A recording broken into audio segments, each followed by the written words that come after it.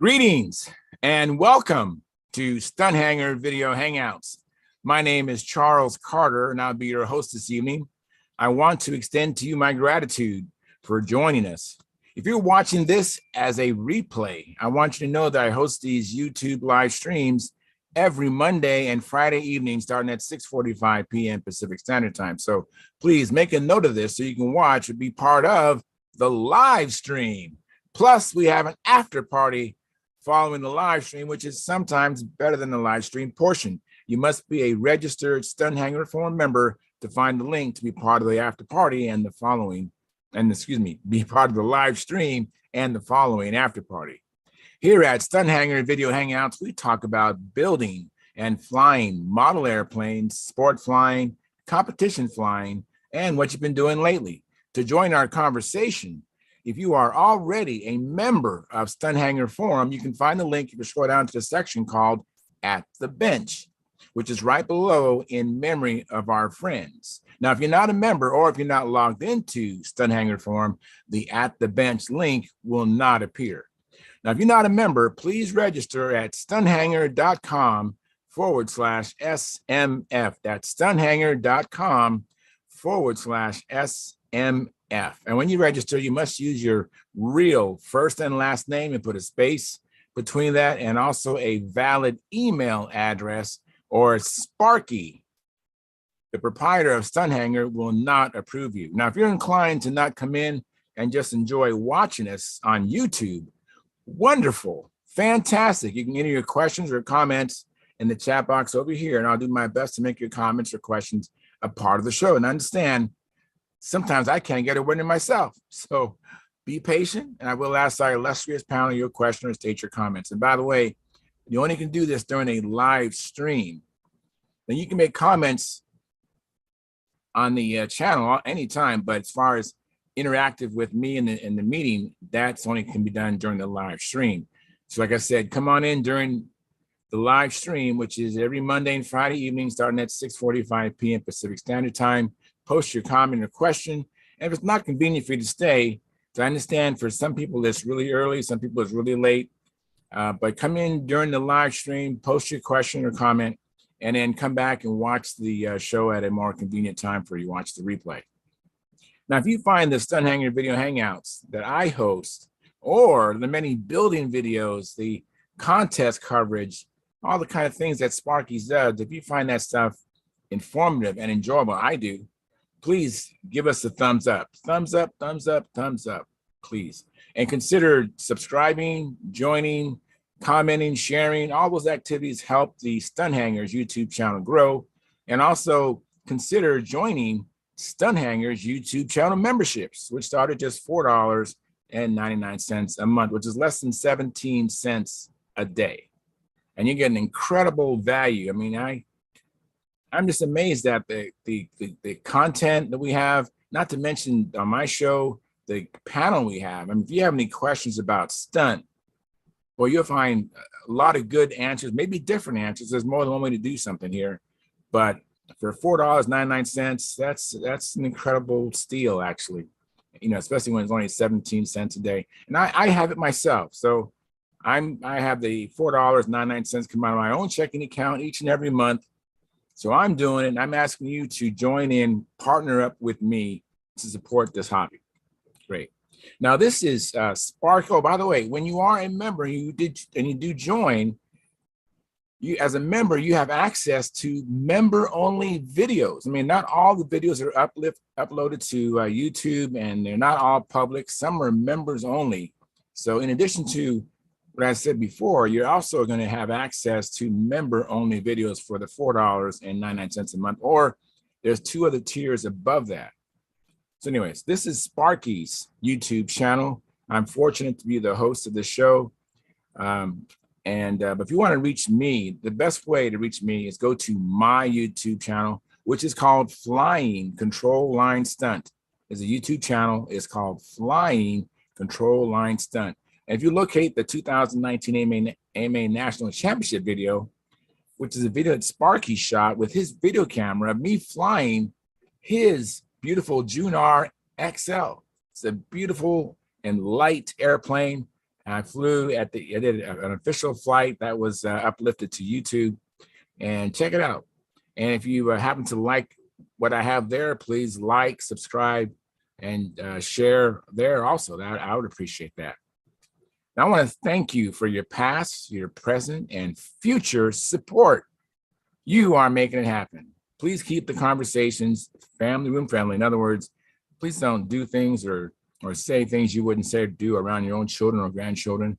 And without any further ado, I'm now going to post a link at the YouTube.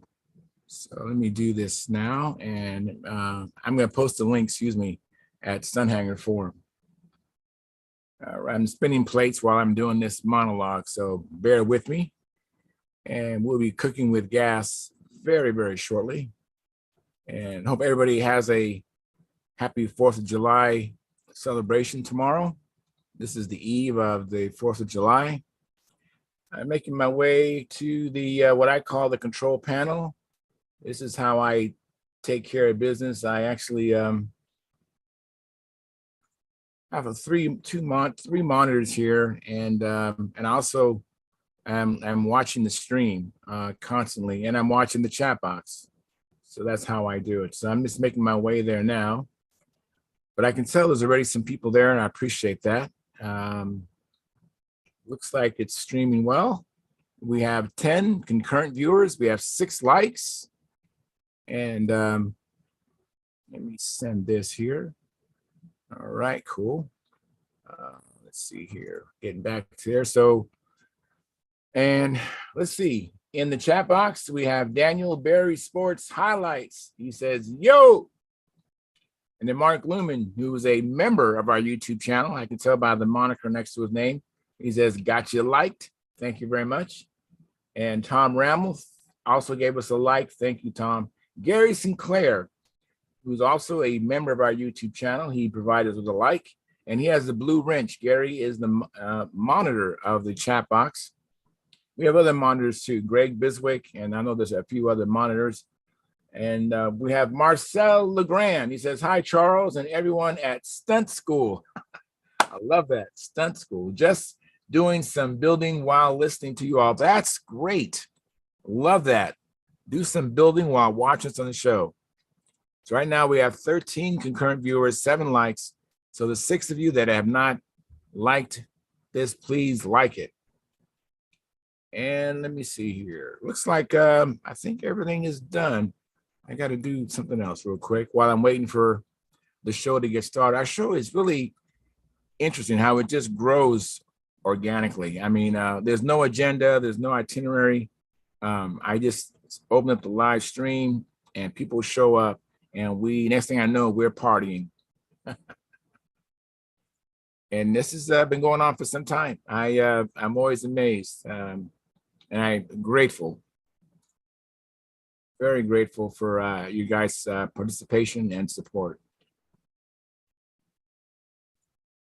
All right, I think I got everything edited like I like, and the show is streaming like I like. Anyways, I'm looking to host a little fly-in tomorrow. I have invited all my flying buddies, and so far, I have a couple of them that are going to show up, but that's going to be good. I think it's going to be Keith Bozell, myself, and Joe Mata tomorrow. And if I remember, I'll try to take some video. Maybe I'll upload it to my YouTube channel, and we'll see what happens. And as a matter of fact, I'd encourage you, if you're doing any flying tomorrow, to go ahead and take some video or pictures and come back Friday and share it with us. Anyways, I'm actually working on a trainer. I have a trainer that was built by a gentleman named Stuart Mossman. And I don't know what this trainer is called, but it has a plank fuselage, the motor's upright, and I promised Keith Bozell that I'd have a plane for him to fly. So if you're watching or listening, Keith, I am working on the plane. The fuselage is already repaired.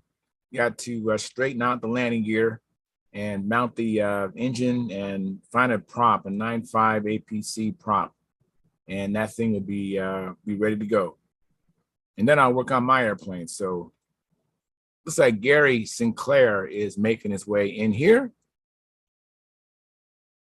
and I'll probably see him momentarily. Yeah, I tried your test and it says invalid. I couldn't get in, so I Yeah, checked. that was a test. I meant to delete that. But the other one had today's date, right? It didn't have any date on it. It just said test. No, the one below that or the one above that. Yeah, I finally found it. I refreshed and it come up. Okay, cool. So I caught you right in between there, I guess. Yes, yeah, yes. Thank you, though. I appreciate that. Yeah, I meant to delete that test. I was with Rick Firkins. He's a gentleman I've been trying to get to come in here. Some of the flyers who come in the show might know who he is. He's a really good builder, really good flyer too. And I'm not sure when he's going to join us, but we did a trial run, so I'm looking forward to him coming in. He might even come in tonight, but no promises. Hey, Jim, how you doing? Hey, Charles, how are you? Doing good. Thanks for coming in. I appreciate it. Good to see your smiling face. Yeah, thank you. Yeah, I spoke to Ray Firkins earlier today, so we did a test run. If you saw that test link, that's what that's all about. So I'm not sure when he's going to come in, but looking forward to him coming in. Oh, great. Who, me? You, yes, absolutely. Hey, Dan. Absolutely. And Ed, too, and Gary, and Jim. But But I just heard you were looking forward to hearing for somebody coming in, Charles. I thought it had to be me. So it has to be you. That's it. I don't know if you know Ray Firkins. Do you know Ray Firkins or heard of Ray Firkins? I've heard the name. I can't place him offhand, but Mostly in California. hey, the more the merrier. I know Ray well. Yeah, so you know him better than I do, Jim. Yeah. Matter of fact, I hadn't seen him since COVID, but he was in town a couple of weeks ago. He stopped by the house. Oh, awesome. Oh, great. Just visited for an hour or two. And where's Ray from? He spent a lot of his life in Bakersfield, California. And then he retired. And now he lives outside of Austin, Texas. We were hoping he would move to Tucson or to Phoenix. Mm-hmm. I'm still going to lobby for that. Yeah. So he's a fabulous, wonderful guy, fabulous builder, excellent flyer. Nice fella. Nice fella. Yep. I remember I was having problems, and him and Brett Buck, and I'm sure you would have too, Jim, if you would have been aware. But I was struggling with my Super Tiger 46, and I remember those two guys trying to help me figure out what was going on. The plane would start okay, and then after a while, it was off to the races, and it never ever went back to a 4-cycle. It just became a racing ship. I know the feeling. I was just hanging on my first official flight. Mm-hmm. And I didn't do any more maneuvers after. It was just going way too fast for me anyways. And it was pulling hard too. Uncomfortable. Yeah. Ray has an airplane. He has a Heinz 57, Really? Like Gordon's. And I remember years ago, maybe a decade ago, we were at Whittier for a contest in Southern California. And my airplane, it was misbehaving. I put it away. And he offered me to let me fly that. And so I did. I flew it very conservatively, but it was fabulous airplane. Fabulous. Yeah, I remember seeing that Heinz 57. It was really a pretty rendition of it. Yeah, I think he still has it. Yeah, he does. It was we did a little small Zoom meeting today, and I saw his primary force and his I'm not sure if it was a Thunderbird or if it must have been a Thunderbird. But and I saw his Bob Giordani, he has one of his planes. I think it's a Skyray, not Skyray. Anyway, it's a pretty plane. Let me welcome Ed. Ed, thank you for coming in. Appreciate it very much. What you been up Yeah, to? hi. Yeah, hi everybody and stuff. Well, I was hoping to fly yesterday, but weather No. wouldn't permit and stuff. So now it's get things ready to leave for the Nats. To spend a few minutes, I'll just let you see something that I built. Hopefully the kids will see All right. and think it's pretty cool. Oh, wow. Oh, I like Nice. the trailing edge. I love it. And then converted it to electric. Nice. And it's ready to test fly. Can you see the pilot I put in there? Yeah. Oh, yeah. Am I supposed to recognize that pilot? Yeah, you ought to. I got it off the internet. I think it's one of the sites that sells Aces of Iron. Okay. And my buddy has a program that will reduce and flip the image. So no matter which side, you've got it. Oh, that is So, cool. so anyway, it'll be interesting to see if I put the right power system in and stuff. I think it's like just under 2 pounds. Mm-hmm. So it should be okay. And that. I like the And a trailing little bit of edge. graphics that I did, trying to All get right. better at that. Wow, very nice. That's a terrific job. nice. Really a Yeah, thank you. terrific job on that. Yeah. Mhm. Yeah, well, the dusty, but Monaco Mhm. had a bunch of Monaco left over, so we'll see how it goes and stuff. You know, and those wheels look good with that plane. Yeah, well, they're a little bit yeah. big because of the grass, but they should be big. That's right. You- They're supposed to know. be big. So Yeah, and stuff. So I had to put the battery way up here, and cool. I'm pretty sure my balance is pretty close. I'll recheck it before the first flight and stuff. But yeah, I was hoping to get it going too. I got a little timer on it, but I might switch to a receiver just in case I needed to abort quickly and Mhm. stuff. And that, but yeah, it was fun to do. I was hoping to have this in the SPAD built in case somebody could fly some slow combat, to show the kids for the Yeah. expo. Sure. But the other one didn't get built yet. Mhm. Very And nice. so anyway, Yeah, you cool. Really good. Very good. yeah, thank you.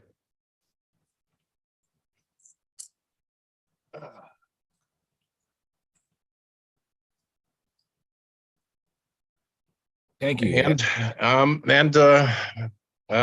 Money's starting to come in for the expo. So getting that all going together.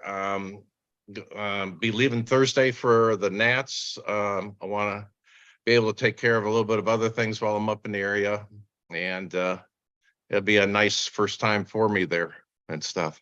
I just spent too many years overseas out of the US until 94 and stuff. Mhm. But, yeah. Yeah. Have you ever Um, been to the Nats? No, this will be my first time. And That's that, cool. second time for Brodax, first time for the Nats. And I've been at some scale RC contests, things like that. Yeah. Mhm. I kind of favor the airplane looking like something that I know or that I've worked on and stuff. So Mhm. Mhm. looking forward to it. And to seeing everybody again and see if Mark has any surprises for everybody. What's he got up his sleeve? I'm sure there's something. And Good. Should be good. yeah. So good seeing everybody. Not sure how long I'll stay on tonight. It's been a crazy week. Doing a little bit of building, but not as much as I'd like to do. And it'll start again after I get back, from the Nats and stuff. So Friday, for good chance Friday, you would not see me there. Just for simple reason in a hotel and not sure what I'll be doing. All righty. Stuff. But I Sounds will good. see most, a lot of you guys there. Yeah, I wish I was going, but not this year. Yeah. Maybe next year. I'm really One of these days, I'd like to meet one of these days. absolutely. You know how that goes. I don't do the traveling anymore. My guys do most of the traveling, so I used to do all my traveling and visit RC clubs or people flying, and my off time to spend time, or I would play tennis find a club and play tennis. So it Wow. was kept me in shape. Great. Yeah. Let me go back to Jim. I know, Jim, we got sidetracked on Ray Firkins, but have you had anything you wanted to share? Did you go flying lately, or? I went flying. I went flying yesterday. All right, went- that's right. I remember yeah. you was going to fly the Predator, right? And I you- did. I should have wiped the dust off it. I didn't. I just flew it with the dust. But I put on 3 flights. I hadn't flown it really. I flew it last week, a couple flights. I put it away for, I'm embarrassed how long it's been sitting here. So I want to just get familiar with it.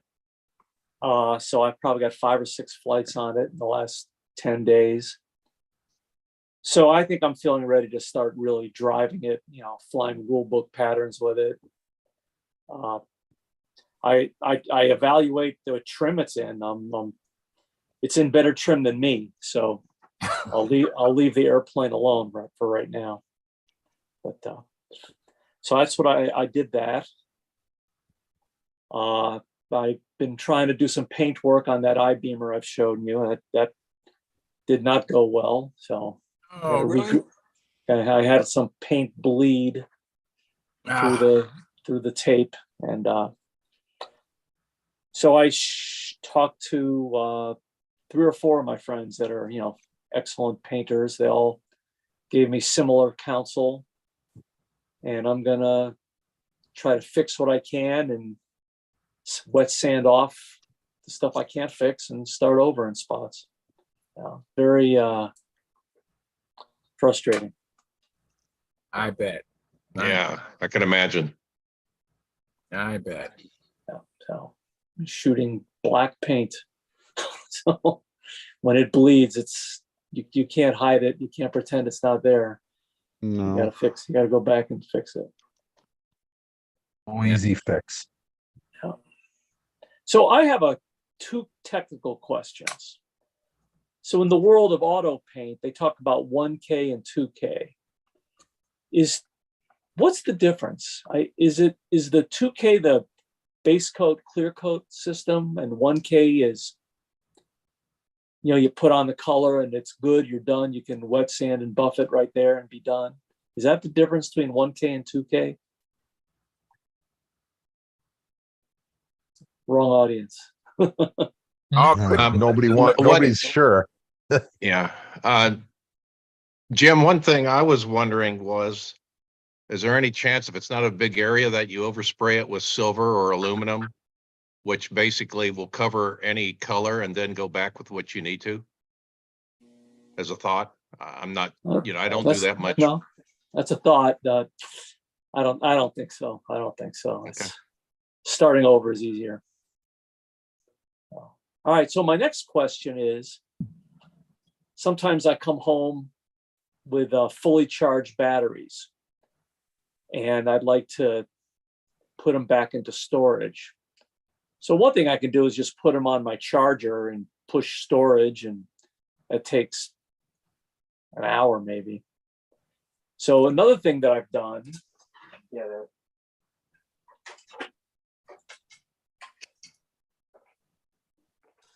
is I've rigged up this.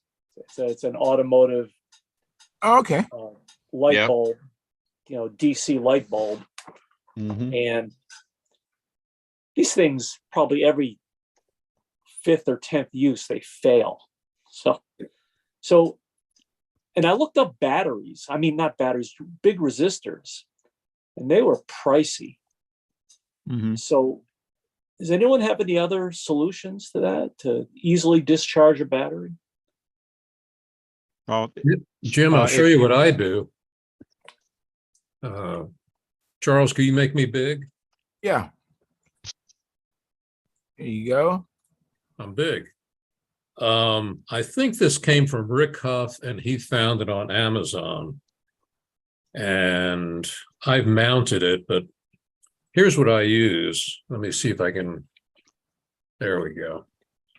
This is just a regular box with the leads that you can plug in from your battery. It'll discharge batteries, and basically the battery goes right into the connector on the other side. Mhm. And this will read it, and it works very well. I can probably discharge a battery in, I don't know, 25 minutes. And these are very inexpensive bulbs. They're 12-volt bulbs. And the unit will tell you exactly, what the voltage is. And it'll cut off at 3.7. Oh, Okay. Now it'll light up the room. I'll tell you that. A 6-cell pack looks like you're landing at an airport. Yeah. These little bulbs get really warm. But the unit works flawlessly. I've used it for years. It's inexpensive. And it shows you, it'll also balance your battery. So I don't think the whole thing was $40, $35, something like that. Huh. So I like it a lot because I have a 4-port high-tech charger, and it'll take me hours to get that thing down. Just hours, and it drives me nuts. And I can do, I have 6-cell batteries for my P47. And I do like you do. When I get back, the ones I didn't use, I bring them right down, and I can do 3 and I don't know, maybe a little more than an hour. Huh. Well, Mark, that's kind of what I'm looking for. If you could send me some of the details, I will. that'd be enough that I could make one or buy one. Yep. Absolutely. I appreciate it. Nice little unit. Yeah, I do what you do. I bring Jim? more batteries than I'm going to use. Yeah. Hey, Jim, Yes. Thanks. just out of curiosity, that what Mark just had, can you take a screenshot on your computer Of what? of this? Make you big here. It's the same thing. I was going to bring it out to show you too, but Mark beat me to it. Oh, there it is. Yeah, and there's a number on there that might help you out. I'm using an iPad here. May not be smart enough to take a screenshot. Try Shift Command 3. It's not a keyboard here. Try Shift Command 3. I think that's what it is on mine. Or get your pencil and paper and watch the replay about, what are we, No, 18 even better. minutes Hold into the it, hold it show? up, Stuart. Hold it up. You're reflecting. There we go. Right there. Okay. So who's the main? I see a serial number. What's the make model? I can't read that. I don't know.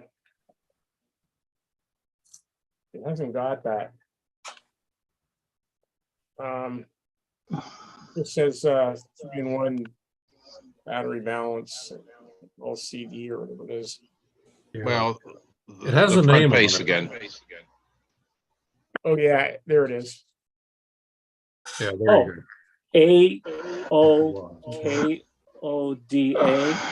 Hey, oh. Mhm. I All right. forgot. 150 watt. And it comes ready to use. You just plug and go, huh? Yes. What's outstanding? All right. Thanks, Stuart. I'll look that up. Hey, Jim? Can Who's- I who's throw in that? my 2 cents here? Steve Manganelli here. Hey, Steve, how you doing, uh, Steve? I'm doing well.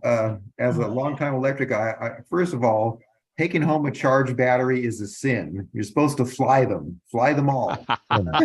Amen, brother.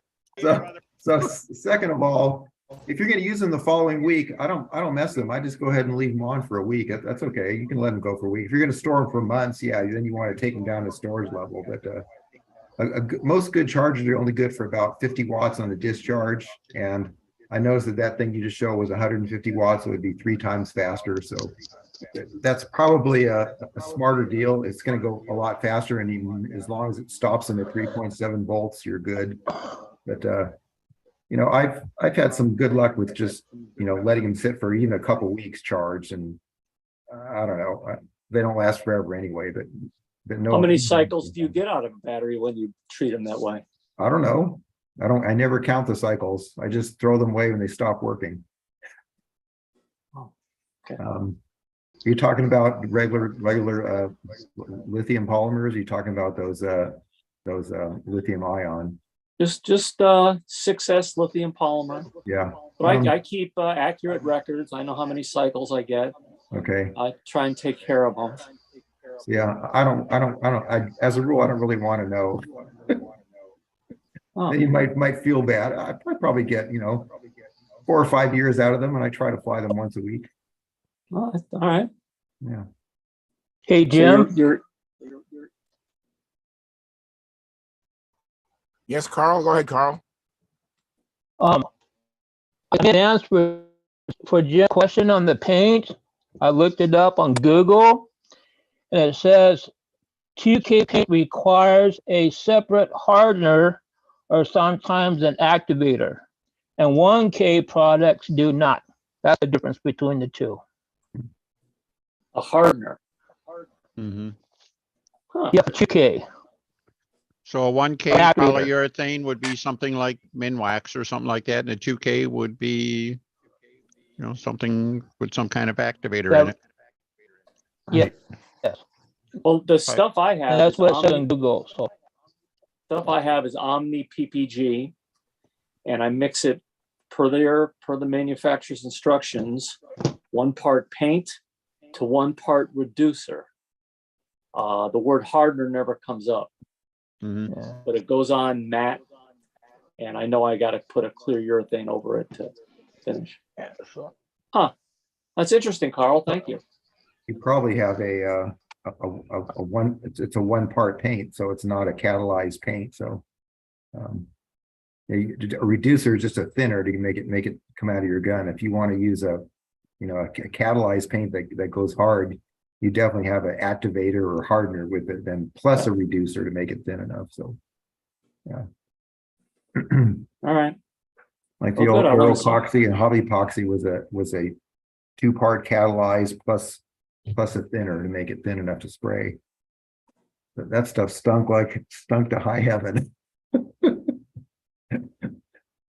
Yeah, it took it about a week to dry. So that every little dirt and dust particle in your zip code could Oh, sit yeah. on your airplane. Pretty And, much. Yeah. Yeah. Actually, From some what I called Aero gather, you epoxy don't was want to made- breathe in. No, you don't want to breathe that stuff at all. That's No, nasty. you don't want to breathe in 2K paint. No, No way. no, you don't. You want to wear a good mask when you're spraying 2K paint. Yeah. Or any kind of paint except waterborne.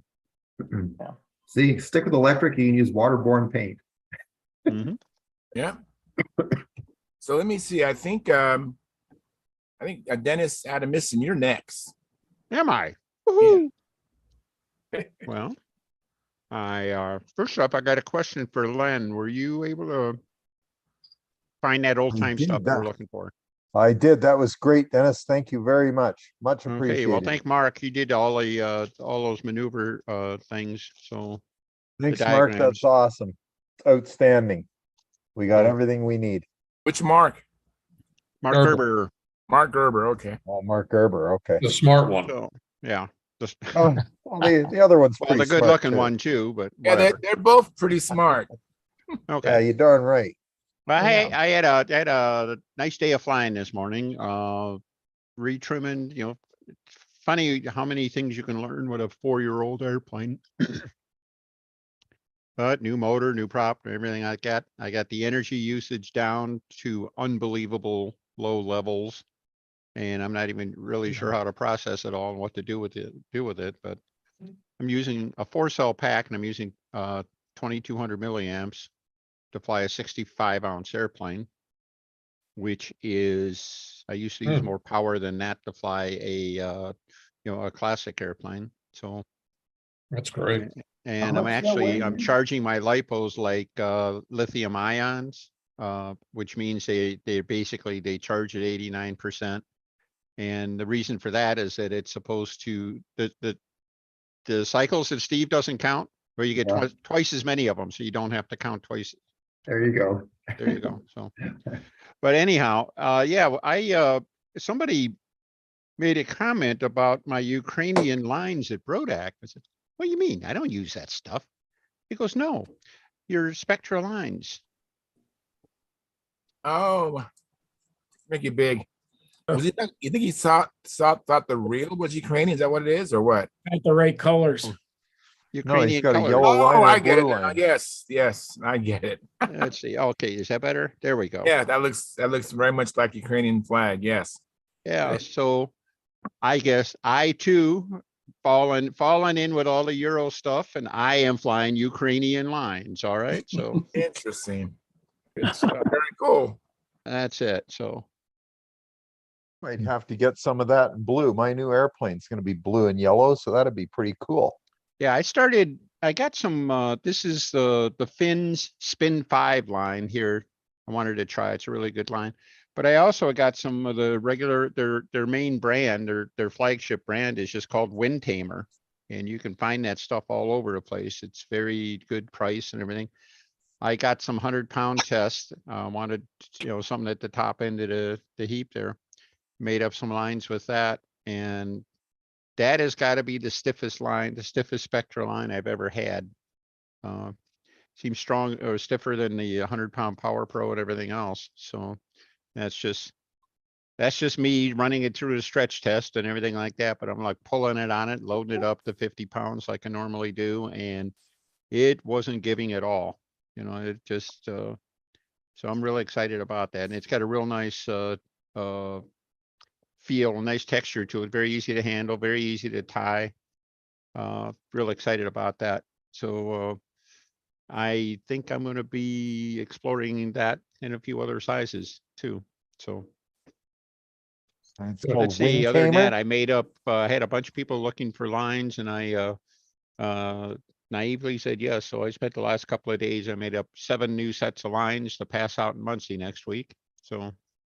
Nice. Well, you're quite an ambassador for Spectra. I mean, for the Yeah. It's like, yeah, I have a lot to gain from this. It's like, a lot of, I'm getting rich beyond belief. And Money in the women, Dennis. yeah, Money in the women. well, the women. My wife is taking my granddaughter. They're in Las Vegas right now at a dance competition.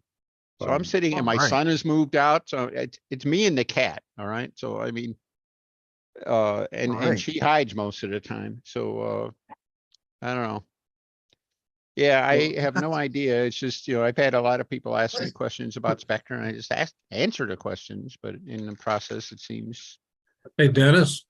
Yeah. Maybe you could MC a show that went off the air years ago. What's that? What's my line? What's my line? Oh, yeah. Oh, geez. Oh, Very good. Very good. Very good. Oh, my golly. Well, he's not sleeping. all right. So We're let's see awake. here. Can somebody explain what you gain from Spectra over like regular old pylon 018 multi-stranded lines? Number of things. It's light enough. It's like 1/5 the weight of regular steel cables, so you can Okay. remove vast amounts of tip weight. The Okay. line itself is incredibly slippery. There's virtually no friction, and even with multiple line twists and stuff like that, you never lose control. Ah, Actually, a really good thing for the combat flyers. Really, they're like 15 years ahead of us on this Okay. whole thing. They've been using it for that. It's also somebody trips on your lines, you don't throw them away. okay. They don't kink or anything like that. So they Walk have on less, them all day they have less if you want. drag. I'm sorry again. They have less drag. Less drag on each other. They're physically about the same dimensions as steel lines, so the air Okay. drag has got to be, it's got to be a wash or Okay. awfully close. Okay. But it will affect your tip weight, not necessarily your line position so much, but I don't know. Ever since I have noticed, definitely noticed the difference in line friction probably is the single best thing. So Okay. I don't think Try they a set of stretch as them. much either, do they, Dennis? No. I don't think so. I think that there are people who are, well, everybody, we're all trying this stuff. You know, the combat guys, they went into it. They had basically two sizes, one size for the big airplanes and one size for half A's, and that was that. And of course, there's stunt weenies. We're trying to find the right size and optimize it for every single airplane we have in a fleet and stuff like that, and always going for the smallest one and stuff. And you look at the line weight, the line test, and you think, well, gee, 015 cable, that's only rated, according to the books, that's only good for 35 pounds. So if I get a 35-pound Spectra, I'm breaking even, no pun intended. But what you find is that if you do use smaller sizes or comparable pull test values, they are much smaller than the steel lines, but they tend to stretch a lot more. So I've got to the point where I really don't worry about line strength, ultimate strength. I worry more about getting the right size on there for stretching or lack of stretching. And so, as Mark said, if you go too small, you'll find stretching. But if you don't, the stretch is the same, or some people say less compared to certain types. I know, like 18 strand or 19 strand, 18,000 steel cables are like rubber bands compared to 7 strand, and that would be, it would be very easy to find a Spectra line that was that stretched less than the 19 strand.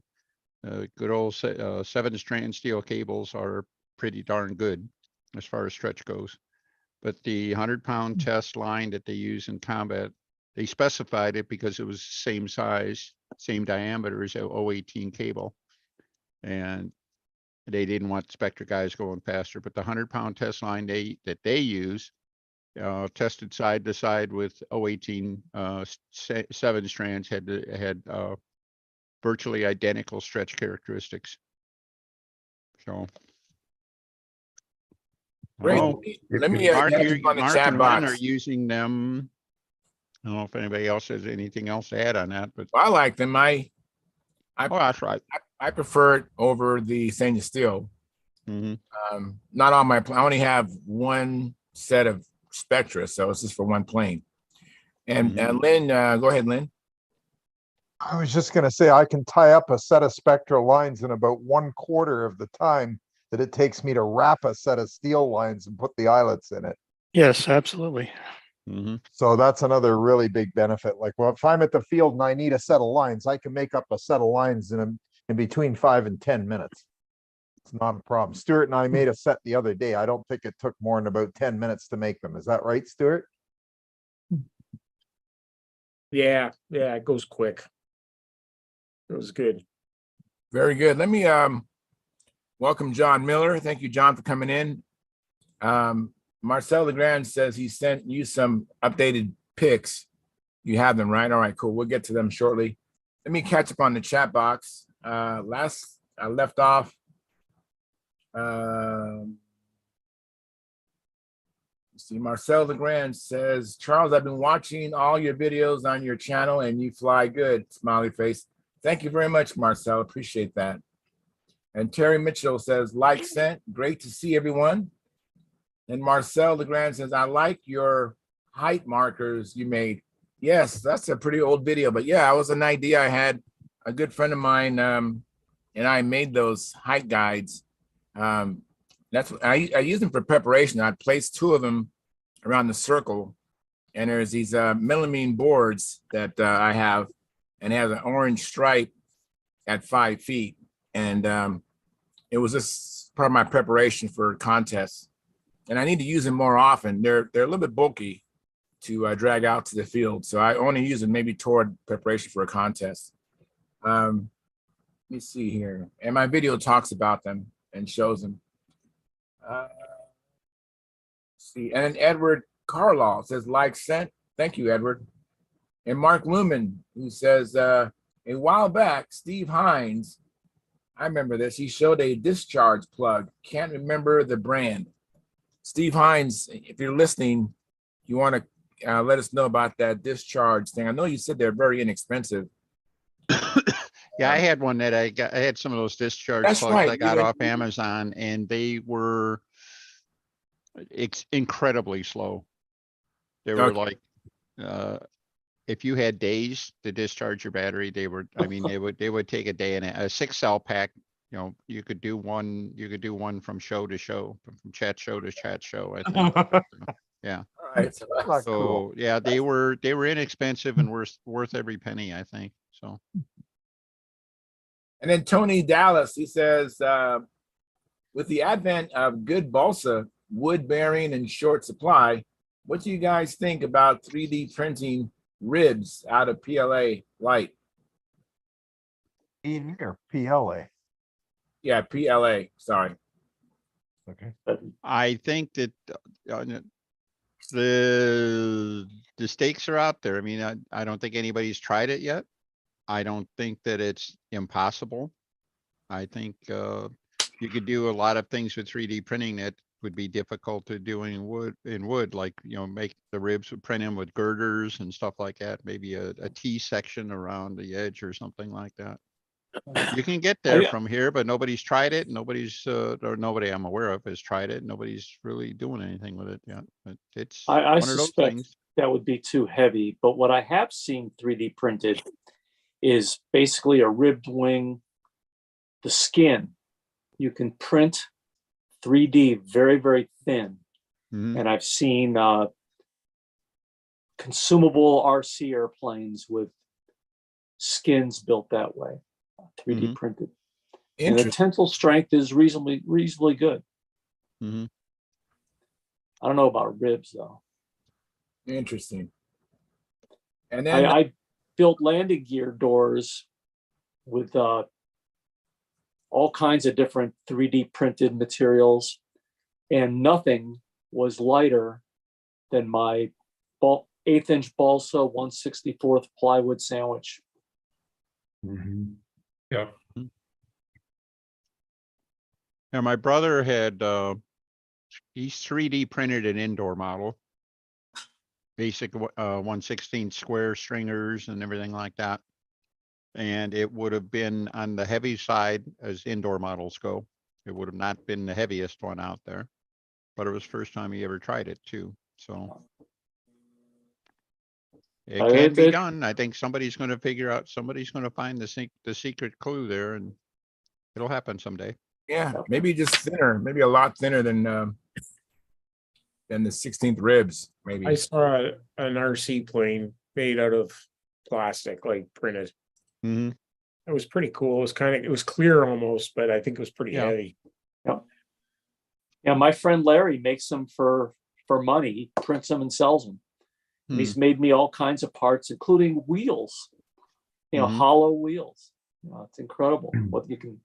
Clever people have such great ideas. I wish I was one of them.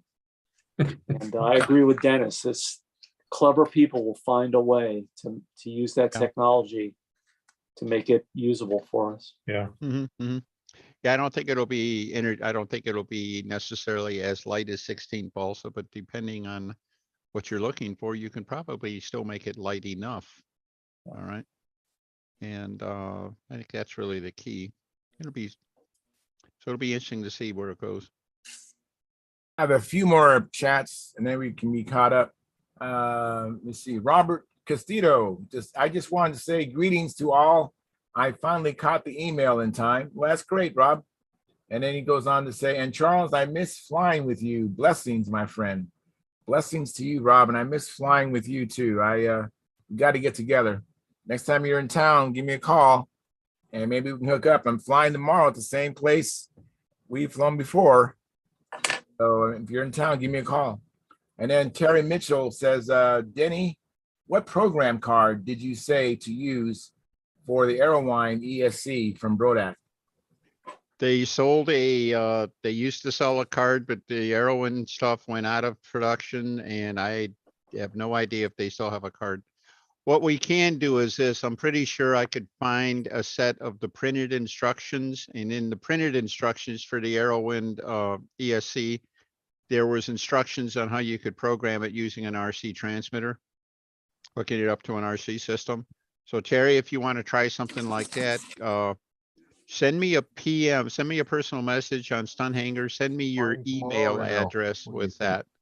And I can't put an attachment on the personal message, but if you can send me the email, I'll try to make I'll scan what I have and send it over to you.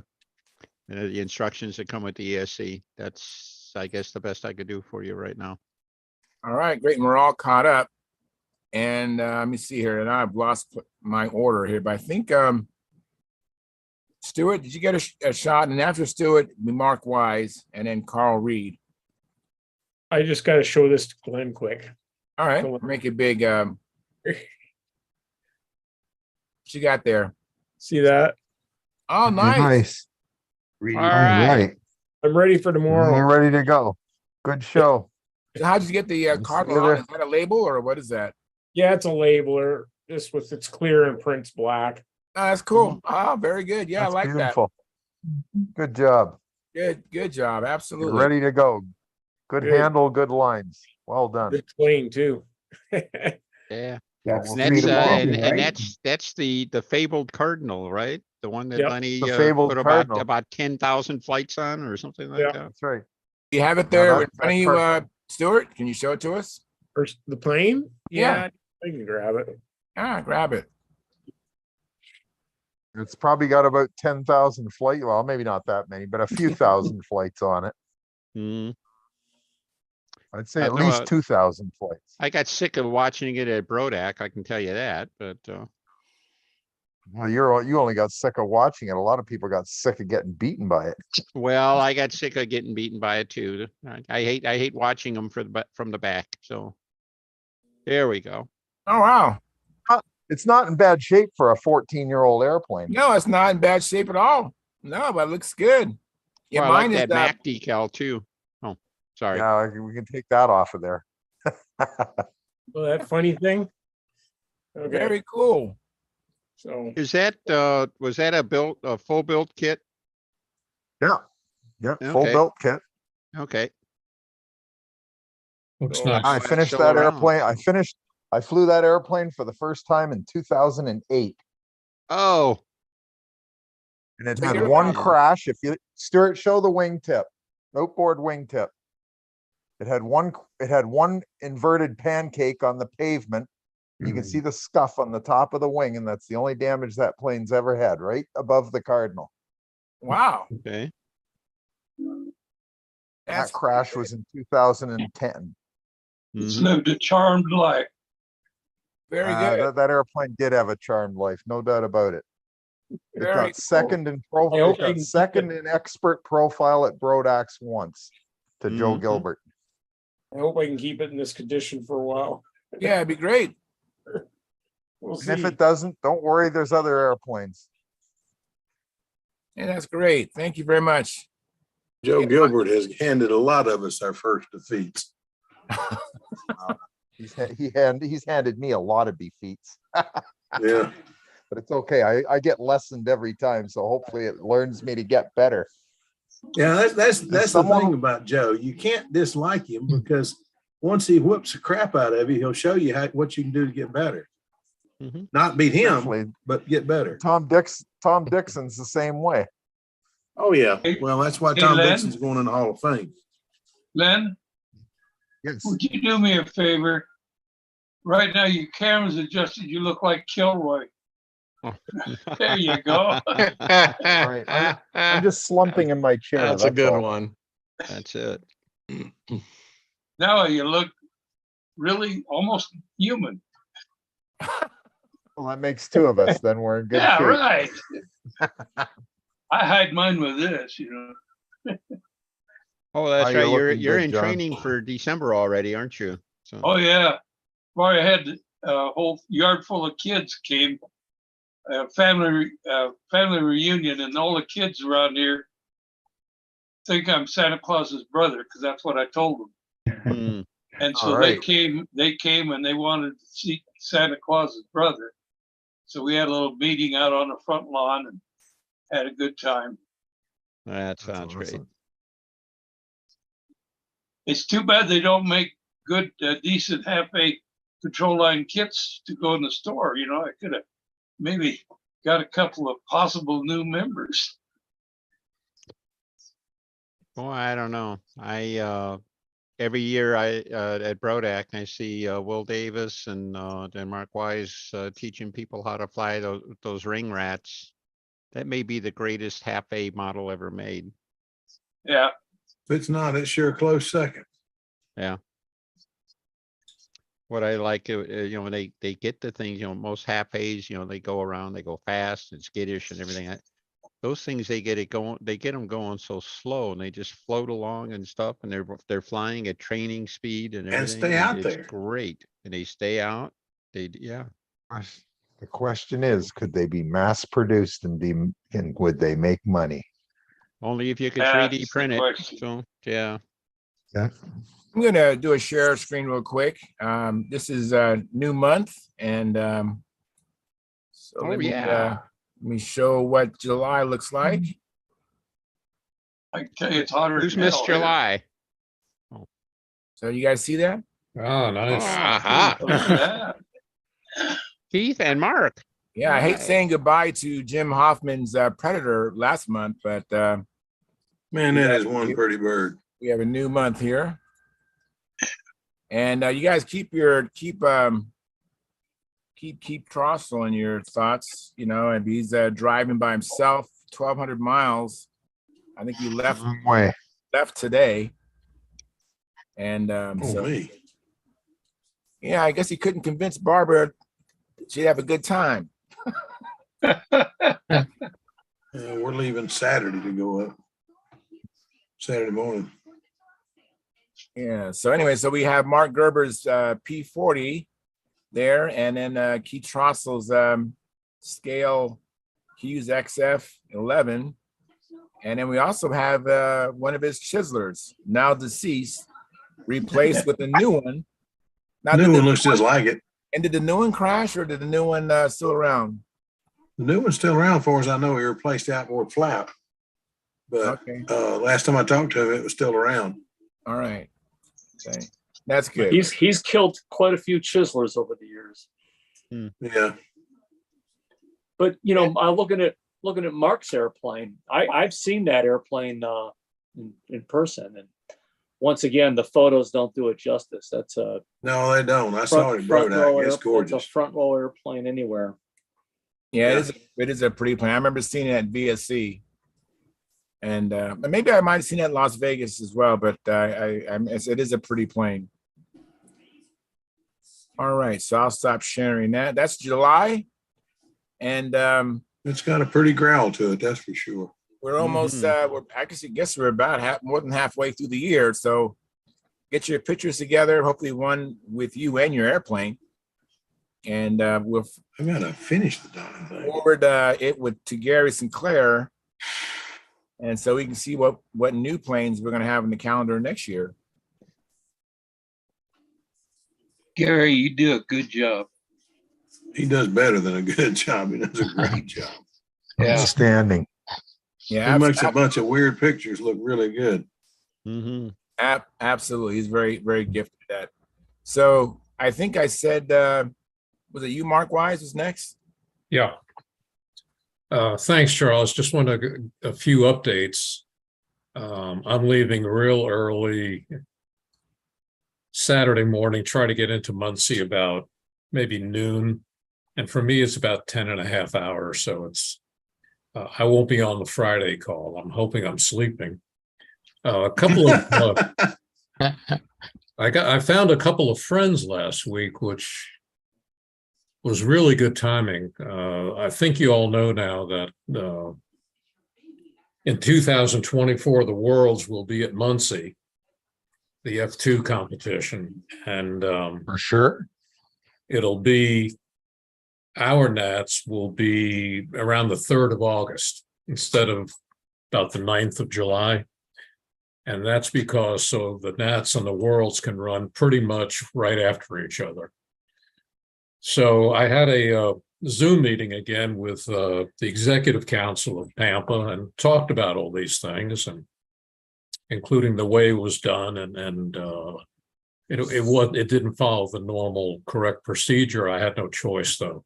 But anyway, I told them that I was the event director, not because I was dying to do it. I just been the only one involved in it for many months. Anyway, after the meeting, I got a phone call. I mean, the meeting wasn't over 10 seconds, and it was Paul Walker. And Paul has been a good friend for a bunch of years. And he said, listen, would you have any interest in me being the assistant event director? And I said, this is like my birthday. Are you serious? He said, absolutely. I'll be glad to do that. And that really helps me out a lot because he has a lot of world championship experience. And then the next morning, I got a very nice call from Tim Just, who said, look, I'm going to go to the team trials. If I don't make it, I'll be glad to also help you run the world. So that was nice, both of them. And one of the things I'm going to do I've been working a lot on the banquet. If any of you have ever done something like this, pretty much on your own, it's a lot of work. It's just a lot of work. Finding the place on the menu, that's nothing. It's everything else. So anyway, I think I got the program down where I want it. The awards will take about 20 minutes, and then my speech, maybe an hour and a half. And I'm sure everyone We're in will trouble, leave early. It really is a good program. We're cutting it off on the 5th. So if anyone out there listening or watching this on video, around dinner time on the 5th, we're stopping accepting ticket sales, because on the 5th I talk to the university and give them the count, and they can't wait any longer than that. So I think we'll be in the 120 range, which I'm very pleased about. So that's looking good. I've been promised, John Paris and I've been hooking up a lot, that the circles will be cut before we get there, and they'll be cut again on Tuesday, as will the grass around the L pad. So that's coming together good. I think it'll be a great Nats. John and Michelle and others, they do a wonderful job. But one of the things that I'm going to be talking about in my part of the program, which will be last, and it won't be very long, is kind of what John Kennedy said about 60 something years ago, except I'm going to change it a little bit. Ask not what your Pampa can do for you, but what you can do for Pampa. I'm old enough to remember that. And really what I'm talking about is, how do you get judges who are willing to come and do the Nats, and then get judges who are willing to do the Worlds? And it's a whole bunch of people that we're going to need. And it's one of the tough things I've seen in my 15 months. A lot of guys want to fly, and not a lot of guys want to help. And I'm going to ask for maybe a little bit of change of attitude about that. So I'm looking forward to the week. I'm going to kind of be John's assistant when he needs someone to go somewhere. And I'm sure he'll tell me where I can go. And John, yeah. and each SIG is doing that, replacing the woman who had been doing it in the past. And it was our recommendation to Rich Hansen and Chad, and they agreed to it. And I kind of strong-armed a little, but I invited Chad and I can't think of his name right now, 2 people from AMA to be at the banquet. And I said, I think if we have a Pampa banquet without top-level AMA reps, I think that's going to be a mistake. Because there's certain things we're coming up with that we can't do, but AMA can. And so I'm trying to work it both ways, not just, what we can do to make it a nice 50th or a nice 100th for AMA, but what they can do to help us grow. And I think that's it. I'm going to bring my P-47, and I hope during break time I can put it in the air and have some fun with it. And I think Dennis may even have a set of lines for me. Got your name on them. Yeah. Nice. Yeah, I understand there are Dacron lines that were used by Cox, but if you tell me they'll work, I believe you. Perfect. Well, they were packaged with the Cox P-47 airplane. I figured what a match. So Thank you, bud. Got a little plastic handle too? Do you have a little plastic handle? Absolutely. All right, if I may paraphrase my other thing, the lines are yellow, so that means they'll be afraid to crash. Okay. There you go. There you go. So anyway, I hope to see as many of you as can get out there. And I think another great event in October will be the team trials, because now that people know it's here, there are a lot more people that are going to fly. I'm positive of it, because they don't have to go through all the pain of going to another country. Mm-hmm. So we'll put on a good show for them, and I hope Pampa members are among the winners. I think that'd be really nice. So go ahead, Danny. Yeah, just a quick one. Is the Nats next year going to be before or after the Worlds? Before. Before okay. So, and we're going to open that up for any early arrivers or anything like that. Yes. I think that'll be great. That's going to make it a really sensational. nationals too. Yeah. I think the only thing we have to maintain is if they're coming with airplanes that did not build, Mm-hmm. then they won't be able to fly in open. I mean, if that's the rule for US people, I think we need to stick to that. Yeah. You know, Well, I think so. I don't know how you run a nationals and say, oh, well, we won't use that this time, Yeah. but I don't know. Yeah. Maybe there's a way out of that.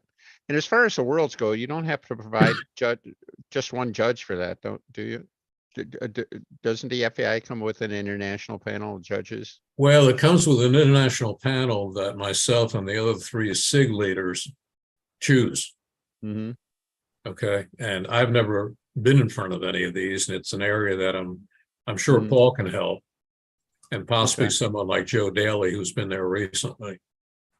So yeah, David's it's been very there. Well, Keith certainly has a lot of history too. So yeah. And remember, we're running under someone else's rules, so exactly. I'll be glad. I'll be glad when it starts, because I think by the time it starts, whatever we've done, we can't do anything more. So, and just to let people know, there is a budget for people who do volunteer for the Worlds.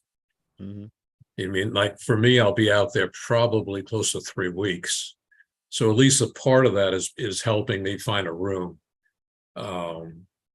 So I'm going to be reaching out to Pampa members, and it's one thing I did when I ran the Nats. The first thing I did was try to find the judges, because if you don't have the judges, all you have is a fun fly. Mm-hmm. And that's not what we're going to Muncie for. So anyway, Charles, thanks for letting me chat and absolutely ramble. I think I might not be correct, but I think John Miller. You go ahead, John. You have anything you want to share with us, John? Well, I'm setting it up right now, so come back to me in a bit. Okay. All right, and let me get caffeine in here. Oh, excuse me. Yeah, I got to go, guys. Thank you very much. Hey, thanks, Ed. Before you go in, what is that plane behind you? Over your left shoulder. The biplane. You were here. You missed it. Oh, isn't it a yak? Other shoulder. Oh, the other that's shoulder. pretty. I like that, but no, that it looks like a super Sportster. It's gorgeous. that's a yak, isn't it? It's a yak. Yeah, I see what it is now. Pretty. Man, I love the paint job. Hang on a minute. Let me get my phone. Do that again. 20 cc. I've got a super Sportster downstairs. If I can ever get my camera to come up, there we go. That might just be a copied paint job. Thank you. I've been trying. I always have trouble coming up with paint jobs. That's beautiful. Thank you. I like that. Thank you. That'll do it. Yeah. Good gosh. I could have one of those. That's a RC. Yeah. Yeah. I have one of those too. Pretty. I don't know how to ask something, but I want to show everybody something. All right. Okay. Okay, so we talked about control line for like beginners and for, you know, for kids. Has anybody ever seen one of these? Let me see here. Okay, this thing is it's electric powered, and the batteries are in the handle, and it's all foam, and it really flies pretty good. I mean, I flew it in the street with my brother. He's anything about flying. We both flew it around, and we had a good time with it. It's got an elevator goes up and down, and it's got you know, batteries in the handle. It'll go forever. And in fact, here I can actually run it without hurting myself, I think.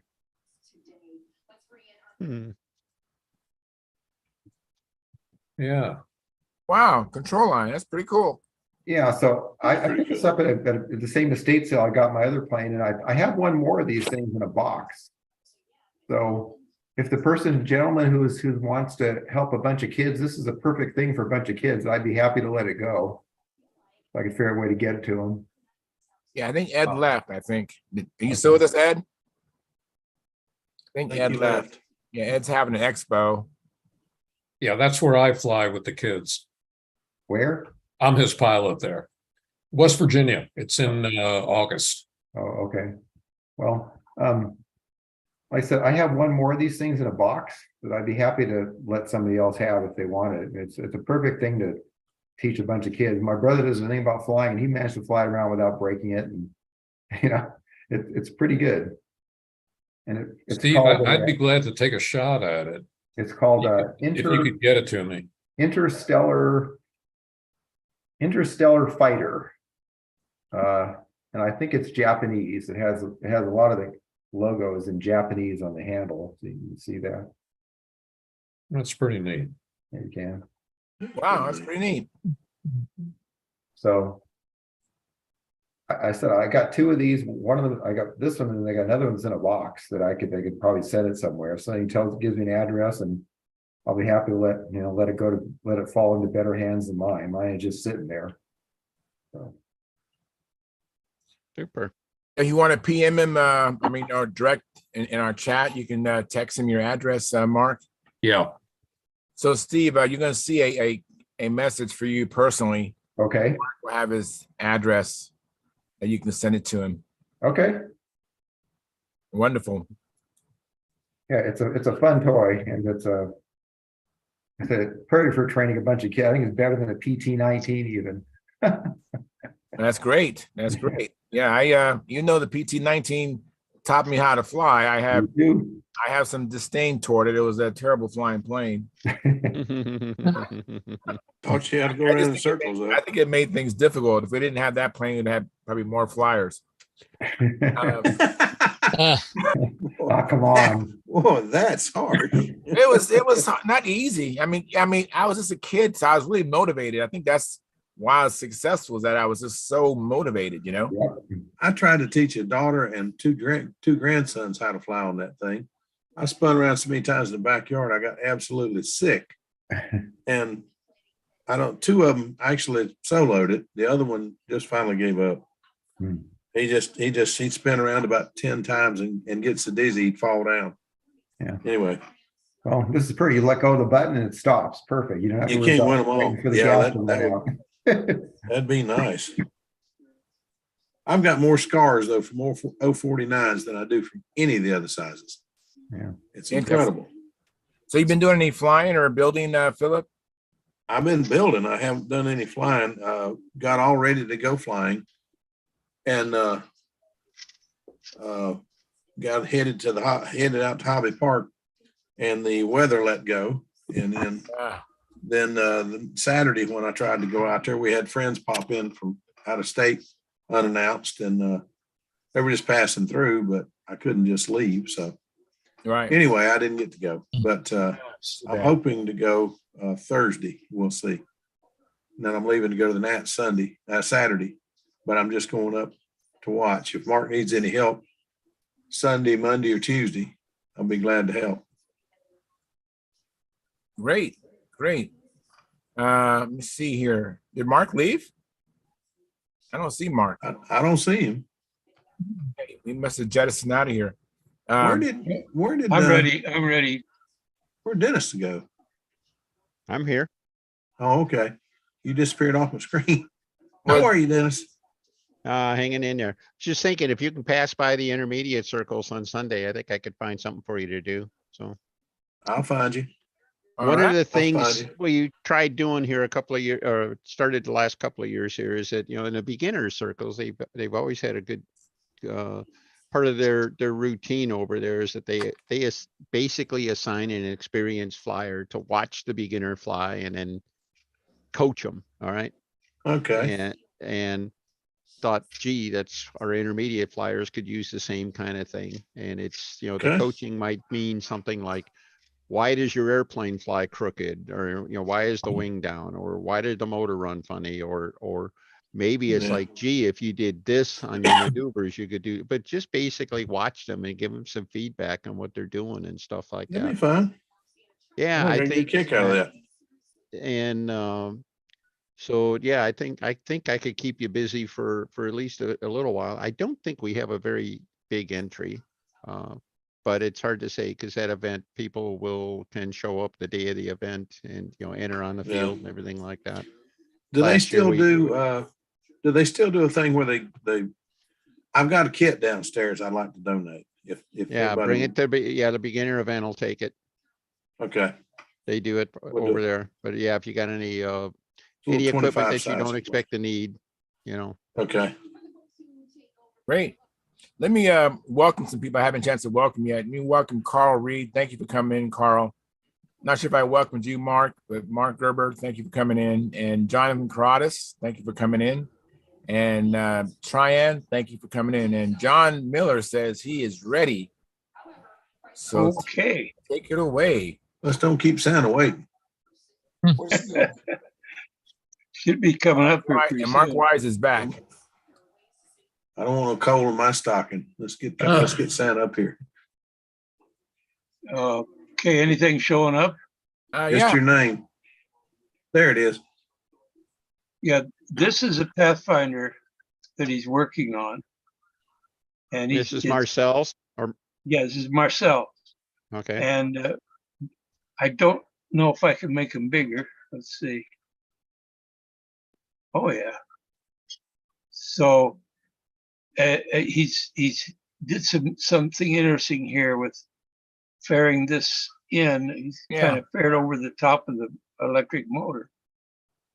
Yeah, And I don't know if he did this on this one as well, but the last one, this is the twin was a built-up fuselage that had a half-inch and then 1/16 sides made it to 5/8 or 3/4. It was 3/4 inch wide.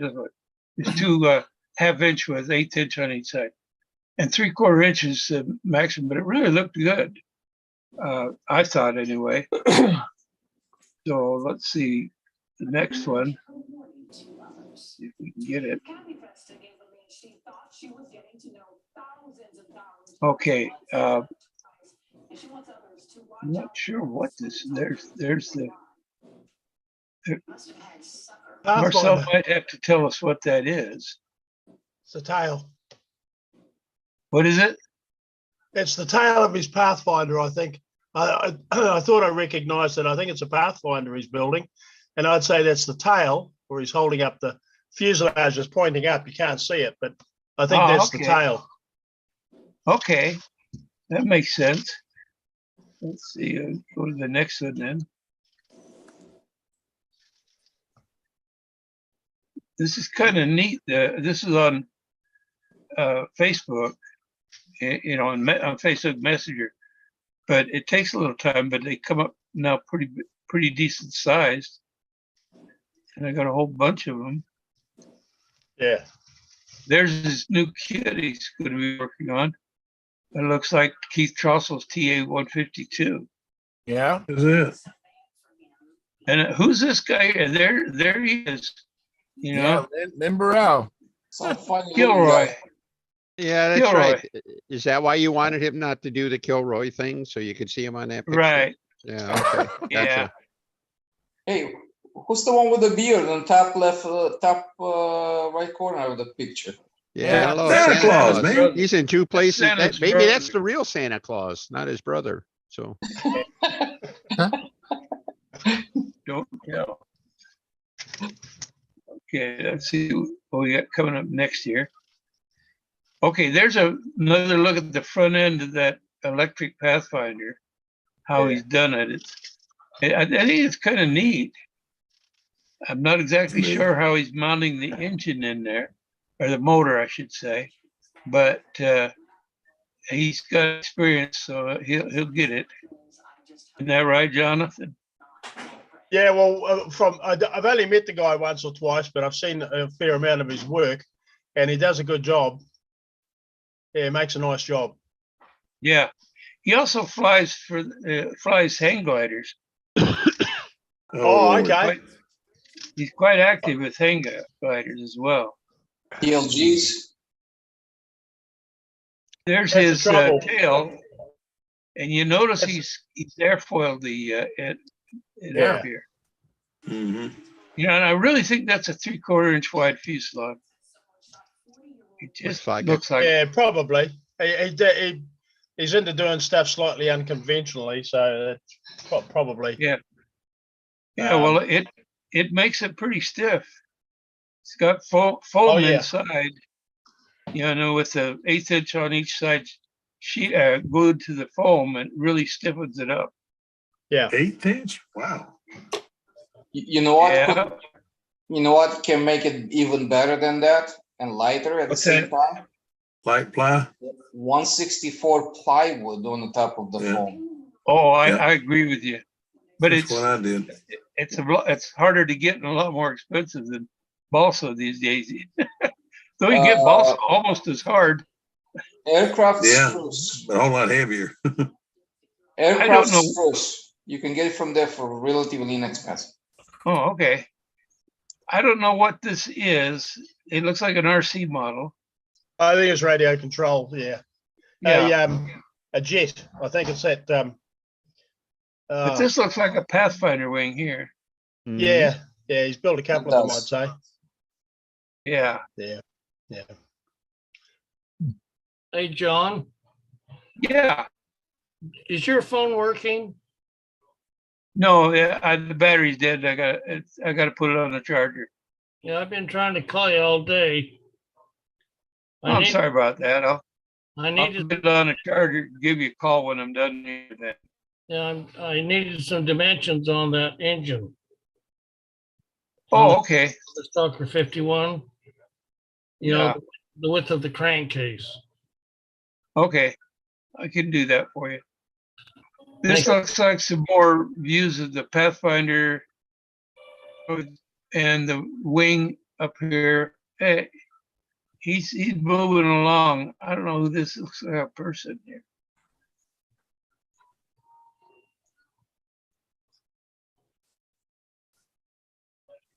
What are we looking at there, Joe? There's his twin. Wow. Hey, Bart. Come and check this out. Now he's got the 3/4 inch fuselage on this one. I know for sure. That is pretty. Twin? Oh, forgot. Look at this. Orange and blue. Actually, it's red and blue. Wow, that's cool. Yeah, I thought so too. Now, I think he had a problem and lost this plane. I'm not sure because he's building another one. Who built this one? Marcelo Legrand in New Zealand. Oh, okay. Looks nice. Yeah, I thought it does. He's got that's the new style rudder, isn't it? Sort of. Gordon's got a little more curve in right down here where it fares into the fuselage. Yeah, but I was looking at the back. Look how it comes down at much more of a vertical angle than the original. Well, he played it. He did a little of his own what he liked on there. It does have the height and the width that Gordon likes here. So it's kind of an interpretation, I guess. Yeah, that the pretty builder. there. Yeah, it's pretty airplane. Here's the electric Pathfinder, the single engine. Apparently, it's either pinned together or just glued together. He does good work, and he's pretty fast. Be glad when I get my fuse to that point. See, he's got that same tail situation, Yeah, but this is airfoil on the inboard side. yeah. Yeah, I put It's it, pretty in Nobler. line too. Yeah. Nobler. Nobler. nobler. That's an easy one to recognize, isn't it? It is, Yeah. And here are a few of his planes in the stack, and I could not tell you what they are. Do you have any idea, John? Have Nope. you seen any of these airplanes? I haven't seen any of them myself in person, but I know Okay. he's a fan of the Pathfinders and stuff like that. Yeah. I know that. Yeah.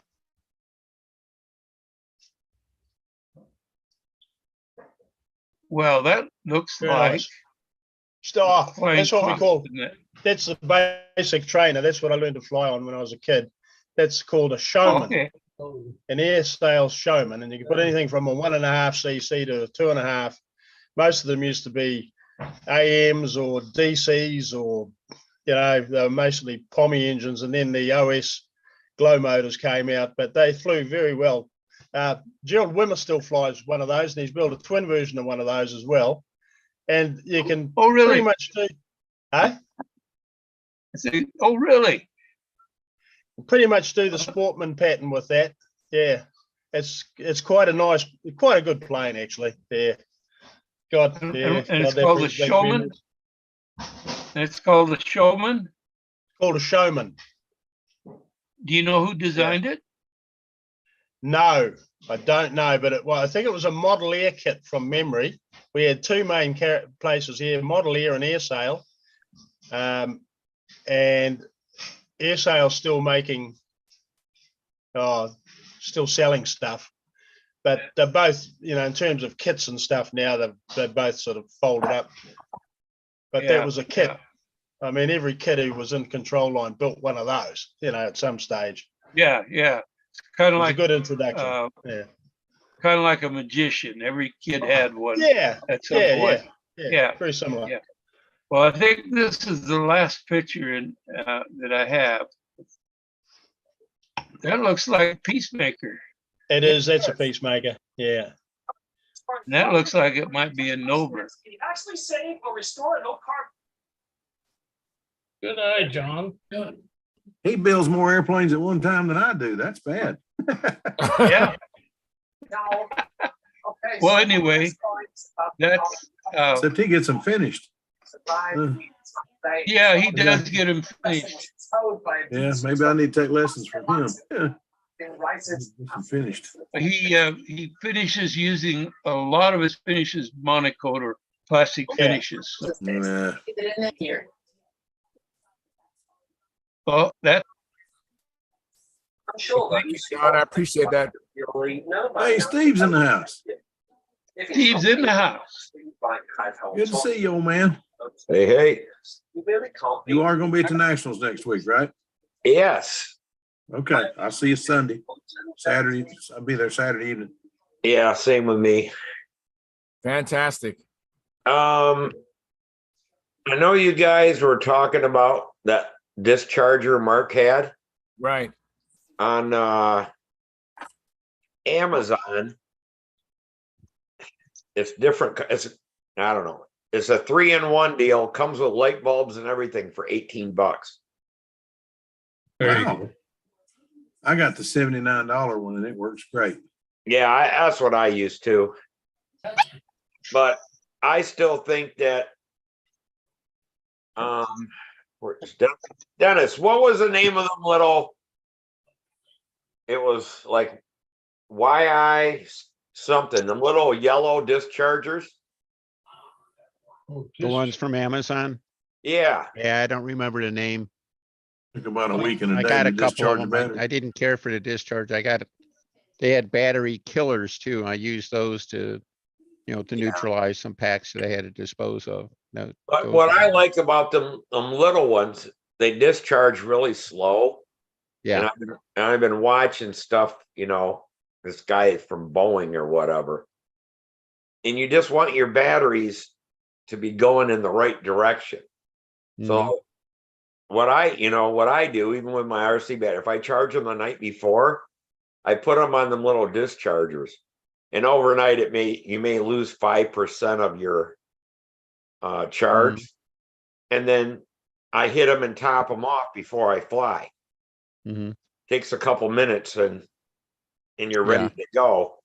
And I guess that doesn't destroy the batteries, because I guess when they set their full charge, they're trying to do something that pushes the electrons the wrong way, and that's what messes stuff up. But if you got that little charge on it, that it won't do that. And he was talking that he does batteries for satellites and all this kind of stuff, and you just can't replace out a pack in them. But that's what they're always running them down. If they're not doing whatever, the battery's just got a little bit of a discharge on them, and that saves them from all kinds of bad stuff. Yeah, Hey, if you just keep them off the peak. So Yeah, and something about the electrons want to do whatever, and if you allow them to do that, then they don't destroy the battery, because they're going to neutralize their charge one way or the other.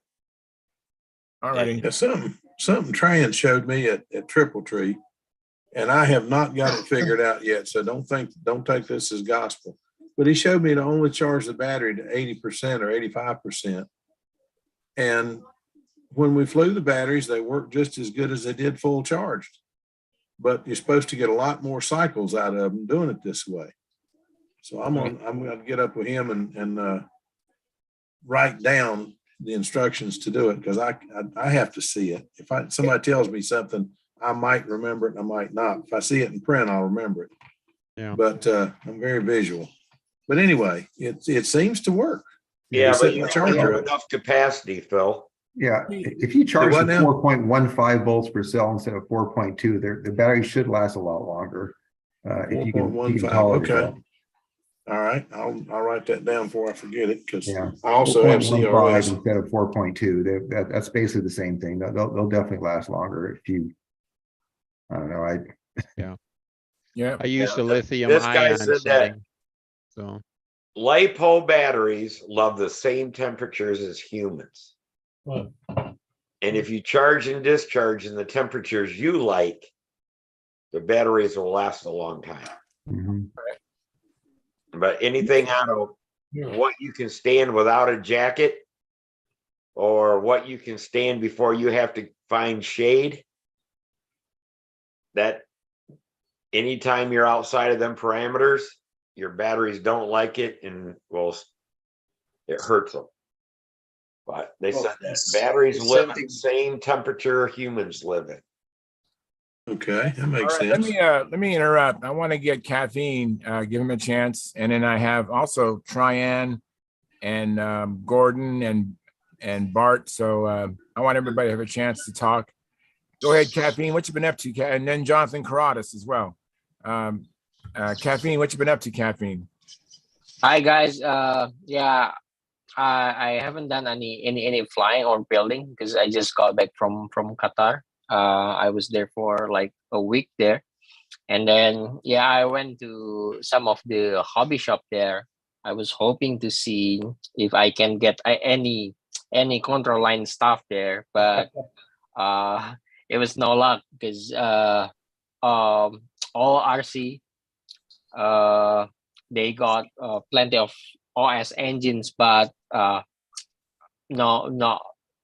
there's no LA engines that I can get. So it was too hot there. It was like 120 degree Fahrenheit. So I guess flying control line there would be very difficult because of the heat. So they only fly RC.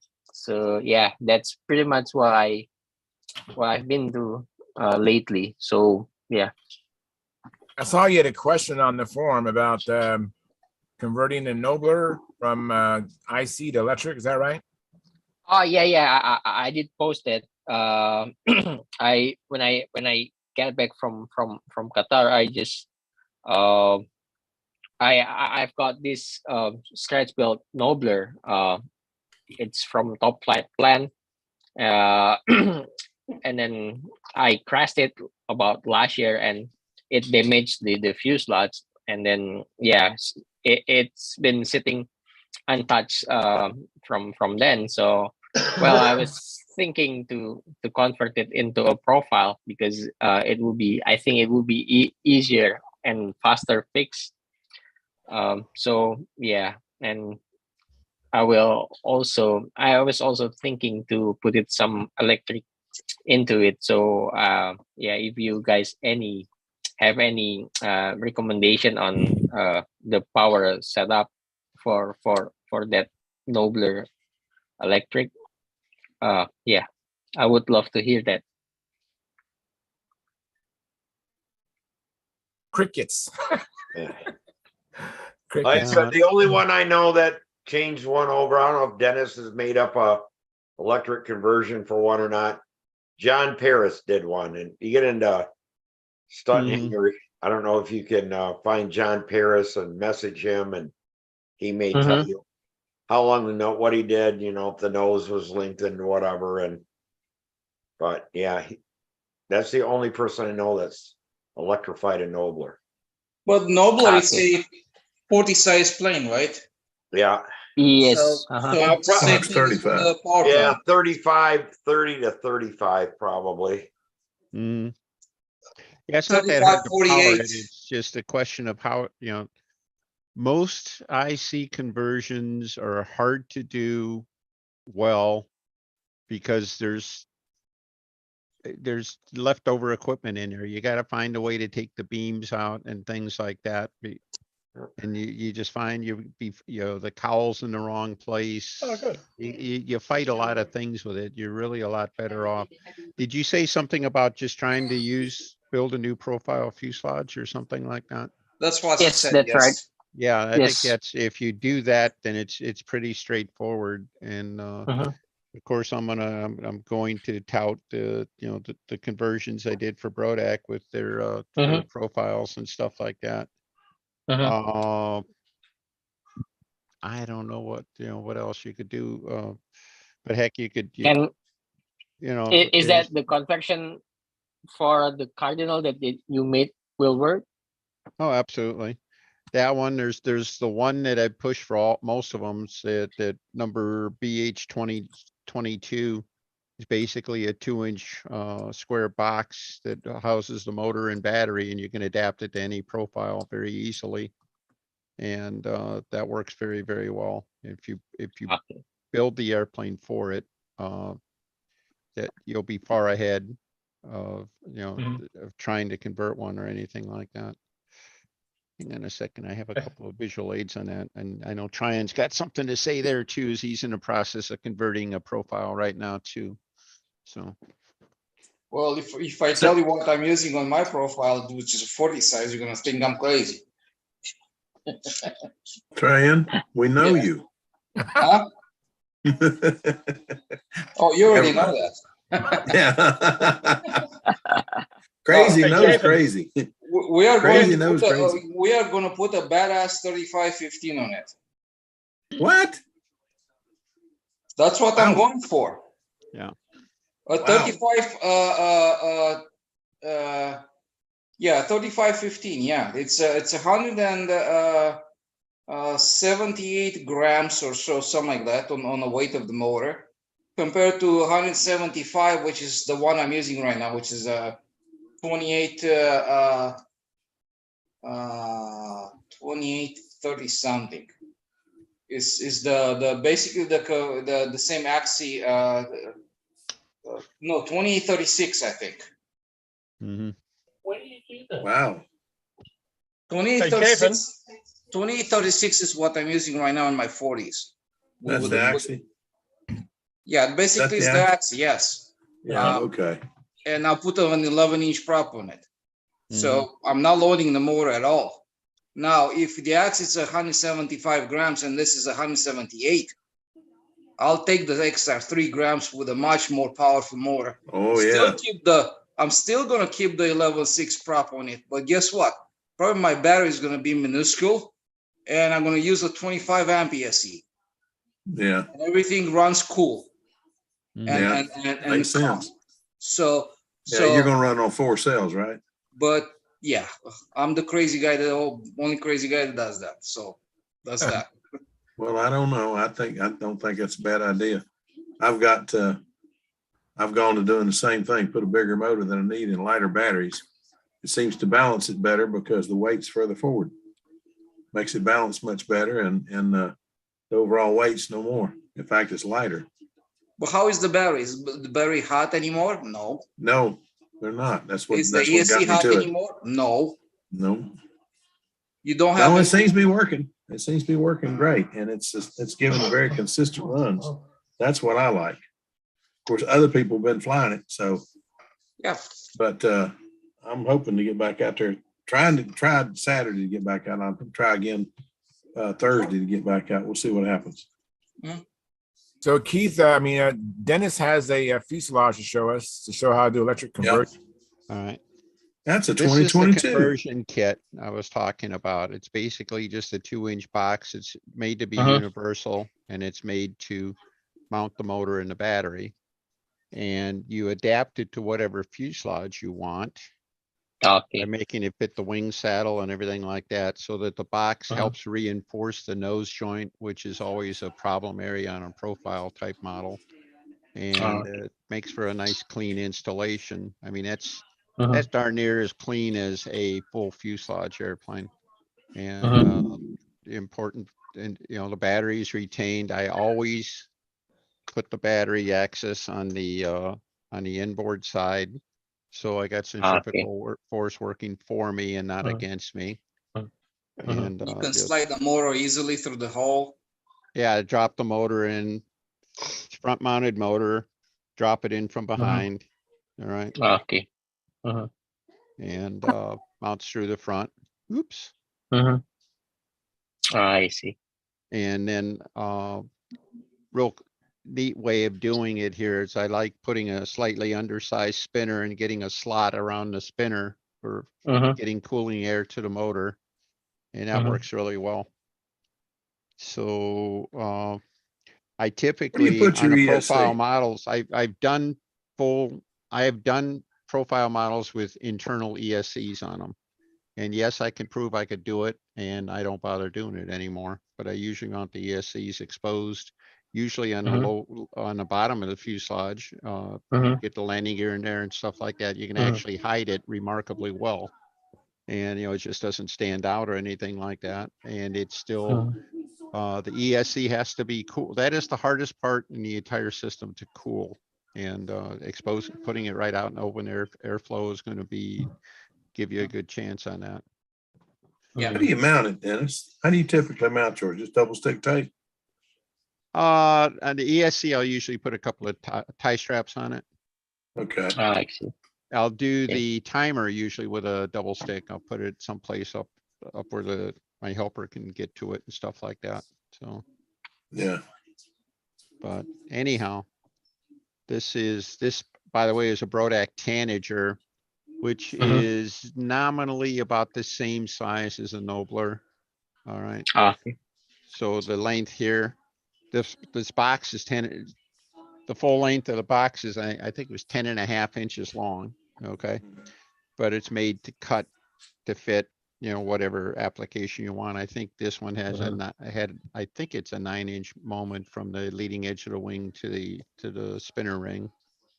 So, but what I like about this is that this box is nice, and it's a nice strong unit by itself. And when you build it into a profile fuselage like that, I mean, you cut this great big notch out of the fuselage, but then you put the box in it and it all ties itself right back together again. So it's a very robust installation when you're done. So is the center line Oh, sorry. is the center line for electric going to be the same as the IC? Yeah. I usually, you mean, where the crankshaft goes? I Yes, usually yes. center the motor right on the fuselage, which I would not do with an IC. You know, an IC motor you would mount on the side of the fuselage. Mhm. And then the center of the crankshaft was basically there. I put it all right in the middle. Okay.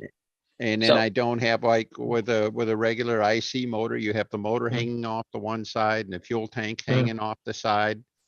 And that fuel tank, as you burn off fuel, you know, it's a fairly substantial amount of weight burning off, and it'll actually affect, it has the same effect as changing your tip weight during the course of the flight.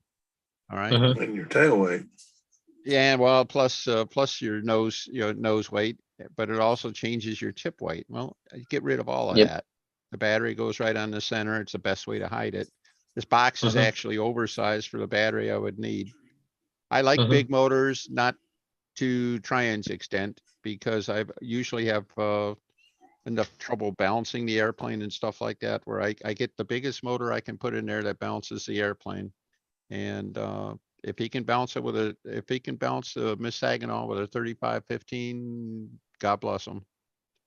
I think he's going to have his challenge there, but he's been through this, and I'm sure he'll find a way to make it work. So, Hey, Denny, where's the tailplane in relation to the excuse me, to the thrust line through the fuselage?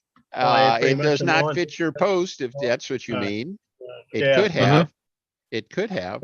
If I was going to go for a full inline, I actually did raise the wing on this some. I don't know if you can see that line. Okay. I filled in the wing slot and I raised it up a little bit, but it's still just a little below the. Was that for performance or more to meet the needs of the box? It was, I thought performance. I thought the wing was too low. Yeah. I see. I'm beginning to think inline stuff is pretty neat. Yeah, well, especially with electric, you get the freedom to do some things that we couldn't do before with IC engines, especially with an inverted or upright engine. With an IC engine, you get a big offset, a vertical CG issue, because the weight of the cylinder is, far off the center. And there's actually some reasons to believe that mounting the engine upright, if you're going to go inline, mounting it in upright or side mount is probably better. I'm not a big fan of side mounted engines in general, but that little sketch you put in your post there and stuff, I think that would be an interesting workout. Yeah, I'm gonna basically copy something like a nobler wing, or maybe an elliptical wing. I haven't made up my mind yet, but I'll build something along those lines. But just wanted to go back a bit for Caffeine just for a minute. I wanted to pull his leg. You there still, Caffeine? Yeah. Look, despite all the wonderful knowledge you've been given there and so on, my advice would be don't bugger around. Just put a pulse jet in that Nobler, all right? Oh Lord. He's been hanging around with Danny Banjock too much. That's it. Let me welcome Sparky. Sparky's in the house now. Thank you, Sparky, for coming in. Hey. Hey, Spark. Are you in Dayton now? No, Okay. no, I'm done with Dayton. Okay. Did you get your lap times down on your airplane? No, I got bad. Yes, and no. I got bad fuel. I talked to Randy today, and I'm having a hard time needling it. He says that somehow I got moisture in the alcohol and the methanol. So I'm getting new fuel tomorrow. We'll see what happens. Yeah, them bad electrons always gonna bite you. You know, you guys talk about that losing weight at the end of the flight because we're burning fuel off is a bad thing. It's a good thing. I don't want to have all that weight up there for the hourglass and overheads and all that. I'm with you, Sparky. Hey, I have a question for Mark Gerber. Did I give you a chance, Mark Gerber, to share what you want to share? What did I want to share? Yeah, you as the only child, right? You don't want to share. No, I've not. You having one of those senior moments, huh? I know there was something I wanted to share, but now what did I want to do? No, I've been trying to fly the Bearcat, get ready for the Nats. I'm going to fly it in Classic, and I'll be a judge the rest of the week. I'm leaving Thursday morning, so. Okay, you're gonna be there this weekend too, Mark? I'm sorry, Steve? You're gonna be there this weekend? Yeah, I'll be there Friday night. Oh, I'm leaving okay. Thursday morning. I get there Friday night. I'll try to see everybody Sunday. I'm leaving out again Sunday, but I'm coming in Saturday and like I did last year. Hope to get some flights in on Saturday and Sunday and get the thing readjusted for the altitude again. It looks like good weather. Last year it just poured rain for 2 days. I remember I drove for 2 days and didn't have my windshield wipers off once. Yeah. Wow. Wow.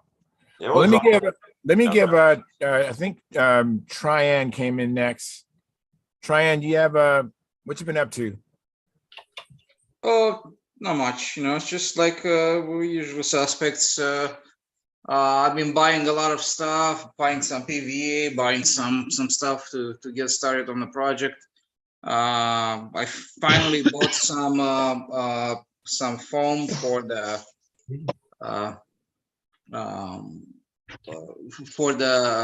wings, because I had no foams to make my wings anymore. So yeah, I made the plug for Wait a minute, what happened to your forms? I used them up. The foam. No. Oh, I thought you meant the ones for Revolution wings. I thought, woo. Yeah, that one. Yeah. So Still got that. Okay. I made the. I'm helping my pad one with I'm making a mandrel to make the sides on the Saginaw. Oh yeah. Okay. So that's neat. So what I did, Scared me there for a minute. Since I only had one piece of balsa with that had the shape, I kept one piece and I put some 1/4-inch foam on both sides and I shape it up. Then I put some piece of paper on top of it. Actually, these are 4 pieces of paper left and right. So what I did, I kind of testing out, folding it over, and see how far I'm covering. Is my camera just this bad or? Yeah, it is. Terrible. Or it's the light. I think it's the light. I think you have too much light on or something. Maybe my camera is just dirty. I don't know. What sort of paper is it? So I have a piece of paper in here, right? Yeah. And I tape it with a piece of tape, right? And as you can see, there are actually 2 pieces in here, right? So I'm folding them over to see how big a piece of a material that I need to cut, so I can fold it over. What sort of paper is it? Basically. Huh? You're making a pattern. Yeah, I'm making a pattern. Just making a pattern so I know exactly what I'm going to cut now. So now I just put in a piece of balsa. Oh, I see. Jonathan's asking what kind of paper is that? No, I misunderstood. You're making a pattern, right, Trey? I'm just making a pattern. Yes, that's all. Yeah. I thought you were lining it. I thought, oh, look fairly heavy. No, I just have, I hear some contrast, right? So I'm just putting this so I can fold it over like this, right? Yeah. And I know my piece is going to end up right here. Yes. Yeah. So this is a double pattern actually here. I'm going to have parts that come from here, from this corner going all the way around to this corner. And then you can flip it over, make the mirror image by starting at this corner and going all the way around to the other corner. What part is that, Tryan? It's going to be like a jet scoops that stay on the side of the fuselage kind of thing. This is part of the plane. And cheek cowls? Yeah, they're not really cheek cowls. They're used for mostly for looks. They go around the wings. It looks like a F4 Phantom-ish, right? Oh, okay, on that Saginaw. Yeah, on the Saginaw. Yeah, because they have like some cheeks that go like that. Yeah. And they just go like in front of the wing a little bit and all that. They're for looks. Intake for a jet engine. Yeah, that's it's Yeah. pretty cool in there. Yeah, that's the whole idea of the whole plane. Makes it look cool, jet-ish looking kind of stuff like that. So instead of start to carving and going crazy on this stuff, and I decided to just make a quick mold out of it, and we're just gonna mold it. And actually tonight I'm gonna make the first piece. And when he comes next time, I'm gonna just show him the finished piece, how it looks, stuff like that, and then I'm gonna teach him how to mold his own parts. So that's kind of the method to my madness over here. Very good. As for the as for the power plant, I'm not really we kind of settle in on the motor, but we have no idea what kind of ESC or what kind of battery we're gonna use. So, Tryon, in your past life, were you like a drag racer tries to see how big a motor they can stuff in a Vega? I'm not sure of that. Guilty. That would be me. Yeah, that would be Gordon. I've done that too, Gordon. Matter of I've fact, done that too. Let's talk to Gordon for a little bit. Hey, Gordon, what you been up to? I know that you have Bart Koplinski there, and Bart's been building a new Pathfinder, right? And then you've been doing one also, right? Yeah, I'm building the Pathfinders and he's working on my Heinz. Okay. Are you building the Tony? No, Heinz 57 or 7. Oh. You're thinking my Warbird or my the Kawasaki Heinz. Oh yeah. Yeah, 61. This is just a regular stunt ship that I use parts from different airplanes, and then that'd be called Heinz 57. No, just put my name down there as the pilot. I could do that. Yeah, Just Steve like my name Hines. is Steve Yeah. Hines. Yeah, it's got the Conquistador rudder and a modified Nobler tail and a Nobler wing that's changed into a semi-elliptical with a 50-60-inch wingspan. So, When are you gonna publish plans to that thing? pardon? When are you gonna publish plans to that thing? I mean, that's the second or third one you built just alike. So it's not pieces that you're just throwing together anymore. You're actually building this airplane. You know how it's gonna look. You Oh, need yeah. to draw it up. Yeah, 'Cause like your stuff works. the stab on it, on the Nobler, I just moved the blocks out further. Yeah, I could get it that elliptical shape to the back end. yeah. And then with the extended wingtips and the flaps, I was able to make it semi-elliptical, almost like a Thunderbird. And I don't know, Phil, have you seen my orange one when I had it the I Nat? saw the orange one at the Nats, yes. Yeah. Yeah. It's a big bottle of ketchup. This Well, it did kind of look like a bottle of ketchup, but it flew like, my goodness. But there's only one thing wrong with that, Gordon. Gordon is kind of like you, Bart. I think we could put wires on a brick, and if we get it going, y'all could fly it. That was a long time ago, far, far away. Oh, you got that right. Yeah. Phil. I don't know, guys. I saw you just, it hasn't been that many years since I've seen both of you fly at VSC, and I think you still got it. You wouldn't be impressed if you saw me now. Yeah, I don't know. So I don't anyway, know, Bart. See, Bart, I've gone over the hill a bit too. I'm having trouble with overheads. I just can't look up. And I'm impressed anybody can get close to doing it right. well, after mine hit 60 degrees, I don't look up anymore. I turn my head and wait for it to come out the other side. And when it does, oh, okay, I'm still flying.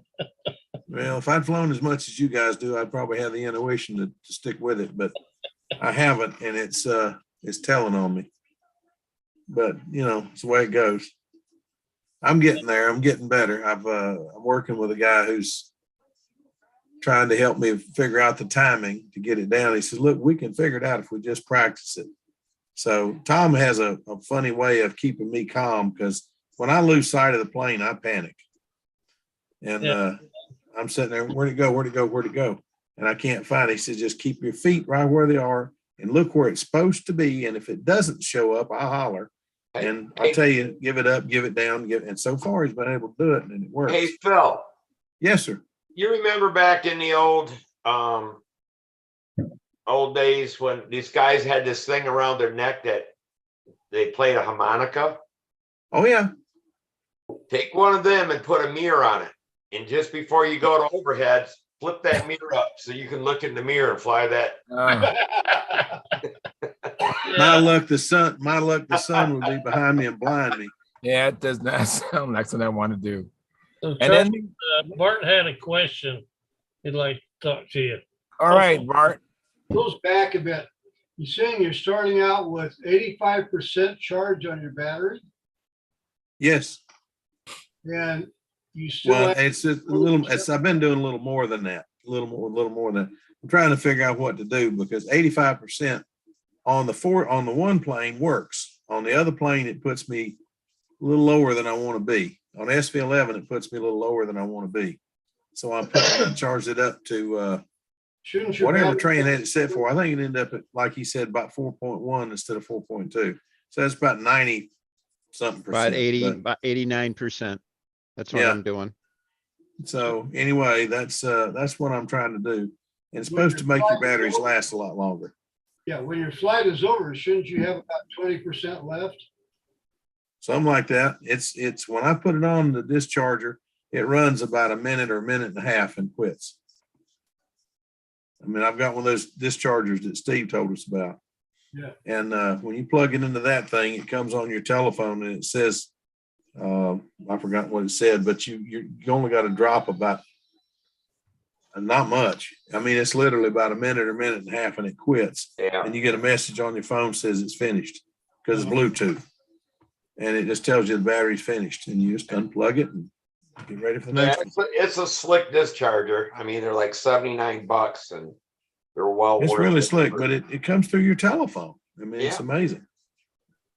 Well, And I got these new timers that climb and dive timers. You adjust them with your telephone.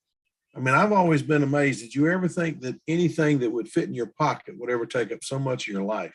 It's your phone, it's your camera, it's your friends list, it's everything. And now it's also how you program your darn model. Yeah. I have an idea for you. Okay. This is how you do your overhead aids, right? You don't even need to look up. What you look at your lines. Look straight up, it's here, right? Yeah. Your lines. Pretty true. Yeah. Well, that's right. That's right. You just have to look at your lines. Where do the lines go? And you know exactly where your plane is at. Well, without even looking up. When you get our age, though, you have tendency to fall over. Yeah. But you look forward. You look forward at the lines. You don't look up. Hey, Gordon, do you remember Jim Thomerson? Yeah. I see what you're saying. I see what you're saying. Yeah. Gordy, do you remember Jim Thomerson? Say what? Jim Thomerson, you remember him? I don't think so. I think I've met him once. Watch him do overheads. He just does them like that. Well, he's dead now, but yeah, that's wild. Hey, Hey, Sparky. Yeah. Sparky. Yeah. Sparky. Yeah, Any yeah. chance you're gonna have any chance you'll have time to make up a set of these off your masters before Nats? No. No, shucks. You still have the masters. Oh yeah.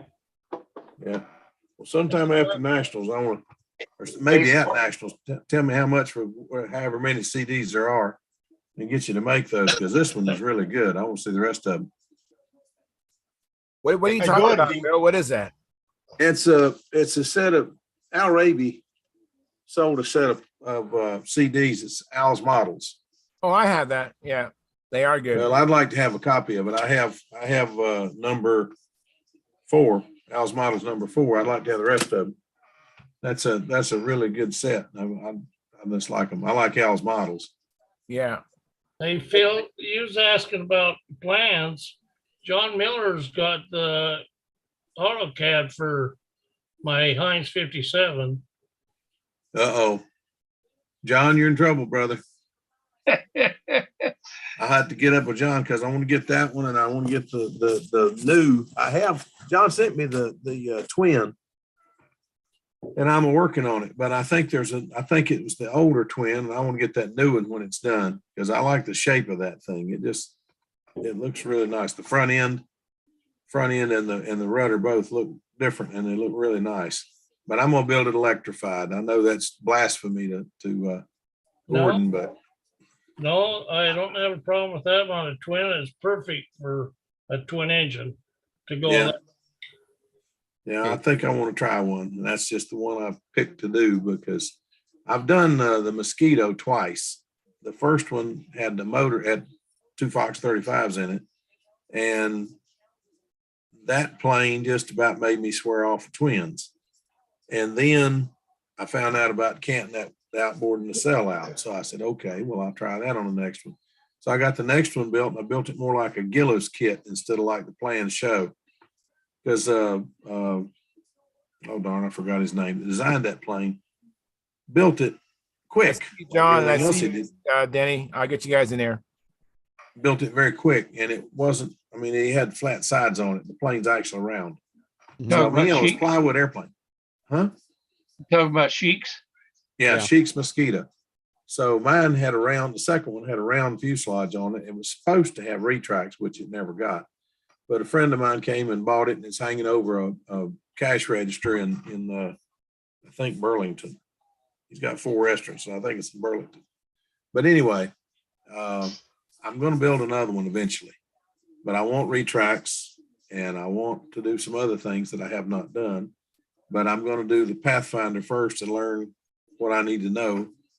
I did Bob Hunt's idea of mounting the two nacelles and bringing the plane up to it, and that actually works extremely well. Explain that. But I missed that, Phil.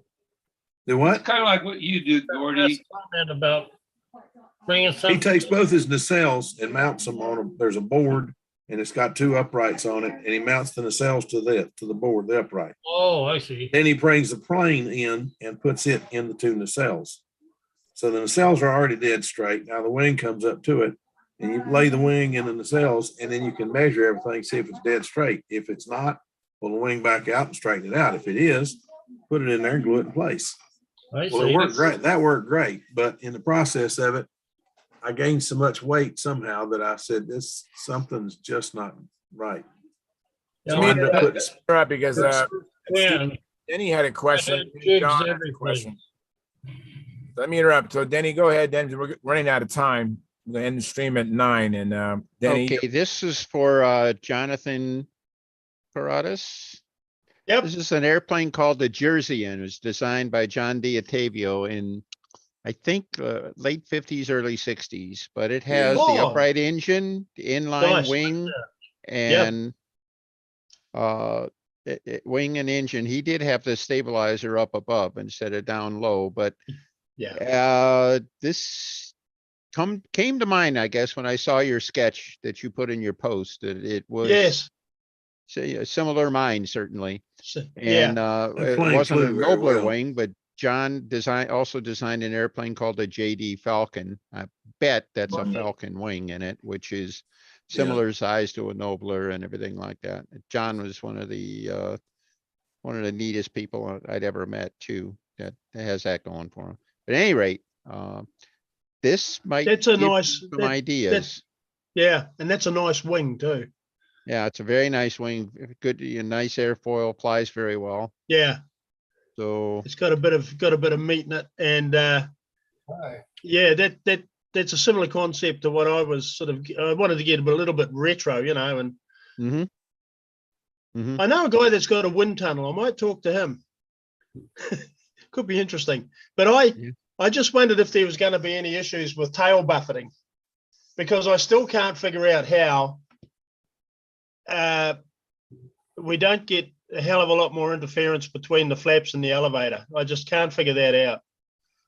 Well, that's been one of the knocks historically on inline airplanes.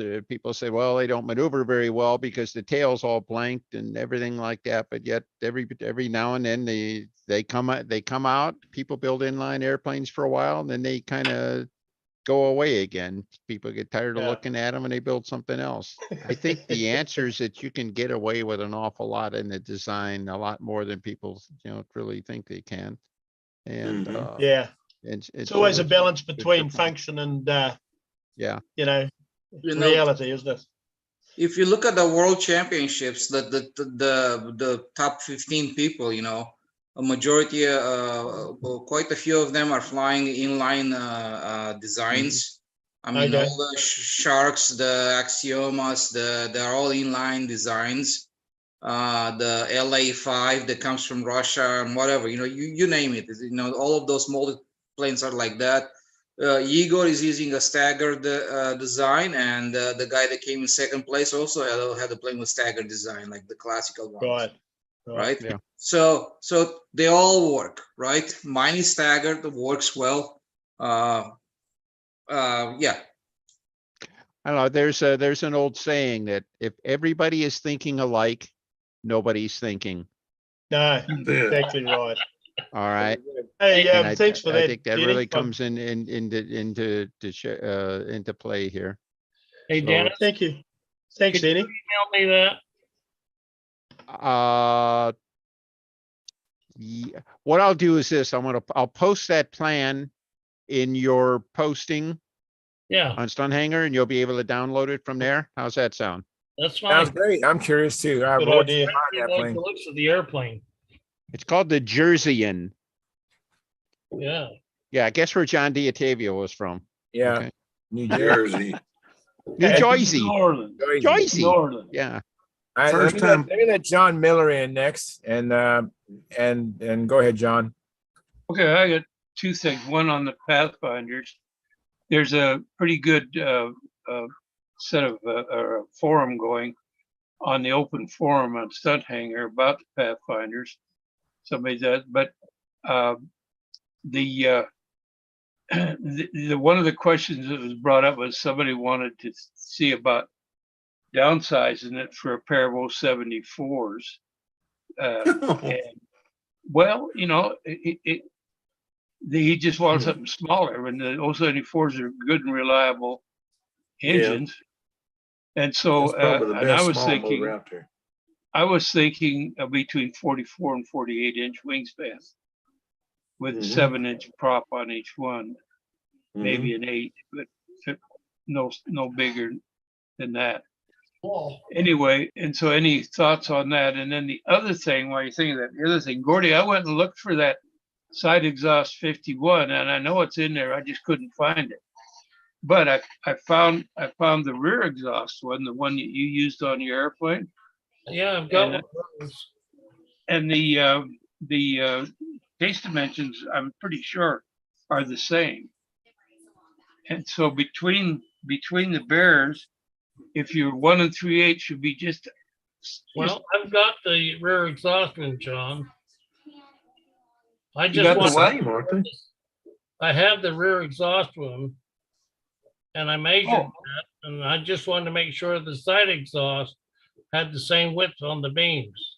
I'm pretty sure it does. I'll tear the shop apart tomorrow and find it. I know it's in there somewhere. I set it in there somewhere and I've forgotten where I put it. It's not with all my engines. Gordon, if you go to Control Line Parts, the website, he actually gives you the dimensions of all the engines. I believe all of them are there. You go to good. controllineparts.com. Oh, that's right. Yeah. It'll show you a Control schematic line. of the engine, three view of it, and the measurements are there. Oh, great. Tell me the name again. Control Line Parts, I think, .com. Controllineparts.com. That's in Ukraine. Thank you. Thank you very much, Charles. You're welcome. And I'm trying to get everybody to have a chance. Carl Reed, do you have anything you want to say or share? And I think then Sparky would be last. And we've asked, or maybe even Steve Hines. But No, all right. I'm good. You all have a happy 4th and be safe. Absolutely. Thank you. And then what about Sparky? Sparky, you came in kind of late.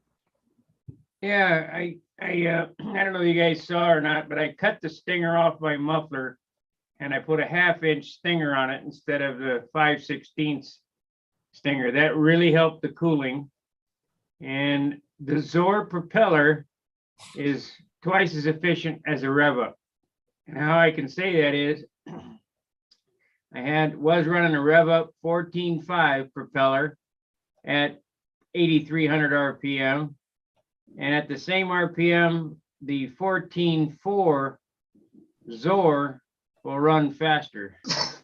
So the propeller shape is more efficient on the Zor than the rev up. So does that mean you're going to part with some rev ups or not? On this airplane, I'm going to run a Zor. Okay, that's great. And after talking to Randy, I kind of believe this, because at the end of the day today, before I went home, I needed to come home and get the cat to the vet. I had a hard time starting these engines. Well, that was a batch of fuel that I got, and I borrowed some fuel from Mark, and 2 drops in the Venturi, boom, was lit right off. I thought it was the nitro. It's not the nitro. I called Randy, and he said that moisture in the methanol is what causes that erratic needling and hard starting. So I got fuel coming tomorrow. I bought a gallon of Omega, which is all I could get here in town, and I need 7.5 ounces of clots in it to bring the oil content up. Right. But I don't get the clots until Wednesday.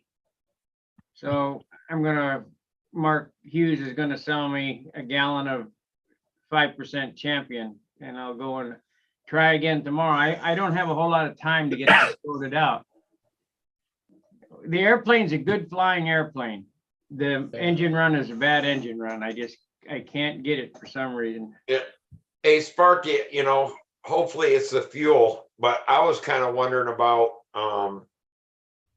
if the engine's just getting hot.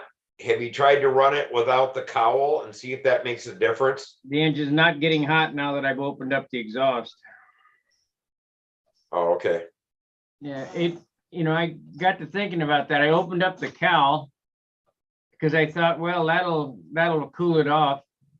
Then I got to thinking, I heard somebody say something about the size of the exhaust on this muffler, and it was only, I don't know, it's not here anymore, a little bit bigger than 5/16 diameter, the exit, the stinger on it. So I guess it was last night, I opened it up to 1/2 inch and put a 1/2 inch piece of brass in there. And when I came down today, the motor's cool. So the back pressure is what was getting it hot. Yeah, because I was watching today, and I kept timing your the flights, and it was starting off at like 5 seconds, and then it was down in the 4s by the time you got, a quarter way through, and it's like, man, it seems like it's getting heat from somewhere still to where it's changing the timing of that motor and it's speeding up. Well, I had one good run at 5.3 all the way through today. Oh, good. All right. But only one. It could be bad fuel. One flight. That water in that'll make the thing run hot. And it'll also eat the motor up. Yeah. Water is a bad deal in aluminum motor. Yeah.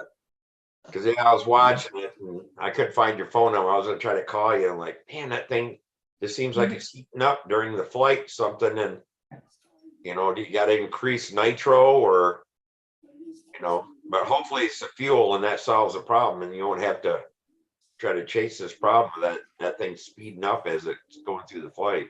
I'd like to make a statement to everybody so everybody can hear. Steve was saying you'd like to call me as he's watching. Don't call me while I'm streaming, please. It screws things up. Oh, okay. Sparky. Yeah. That park you were flying at today, I saw your stuff earlier. That's a lovely, is that Buddha Park? Yes.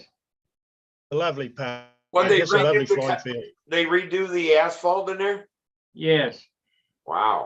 It's probably the nicest park in the country. Now, I haven't been to Whittier. I don't know what it's like, but you know, we're lucky. We got a speed cage, a permanent carrier deck, and 4 circles, and of course the RC field is down the way. It's a beautiful park. What did you get the county to repave that? That's a shitload, a lot of money. No, Glisma pays for it. We have to pay $35 a year to use the park. The Greater St. Louis Modelers Association. Oh, okay. And that includes all the RC guys and the rocketeer guys. You know, we got a rocket and a drone area. Don't worry about people getting kicked off. Oh, okay. So you're getting enough members and stuff to be able to pay for some of that upkeep then, huh?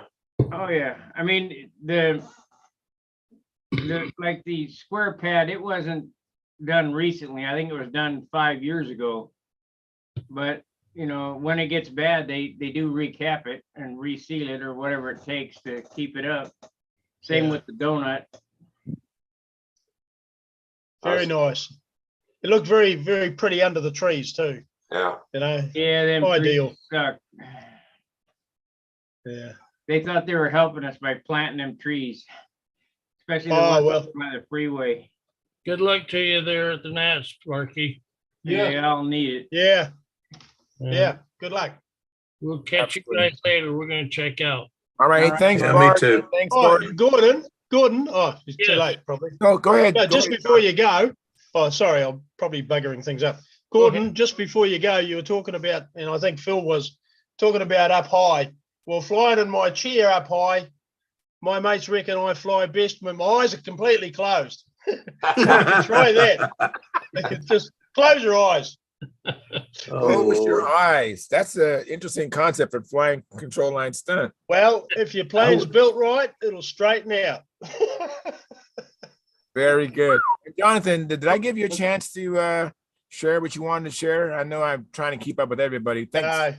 I've got no new news at the moment. It's just the weather's been terrible the last couple of days. It's been snow all over the South Island, and it's been blowing quite bad. And it'll take a couple of weeks for things to dry out, you know. And then I might be starting to get a bit stronger. I'll get in my chair again and do a few flies, and then hopefully I'll be able to go hobble out with one of my crutches and fly with a crutch.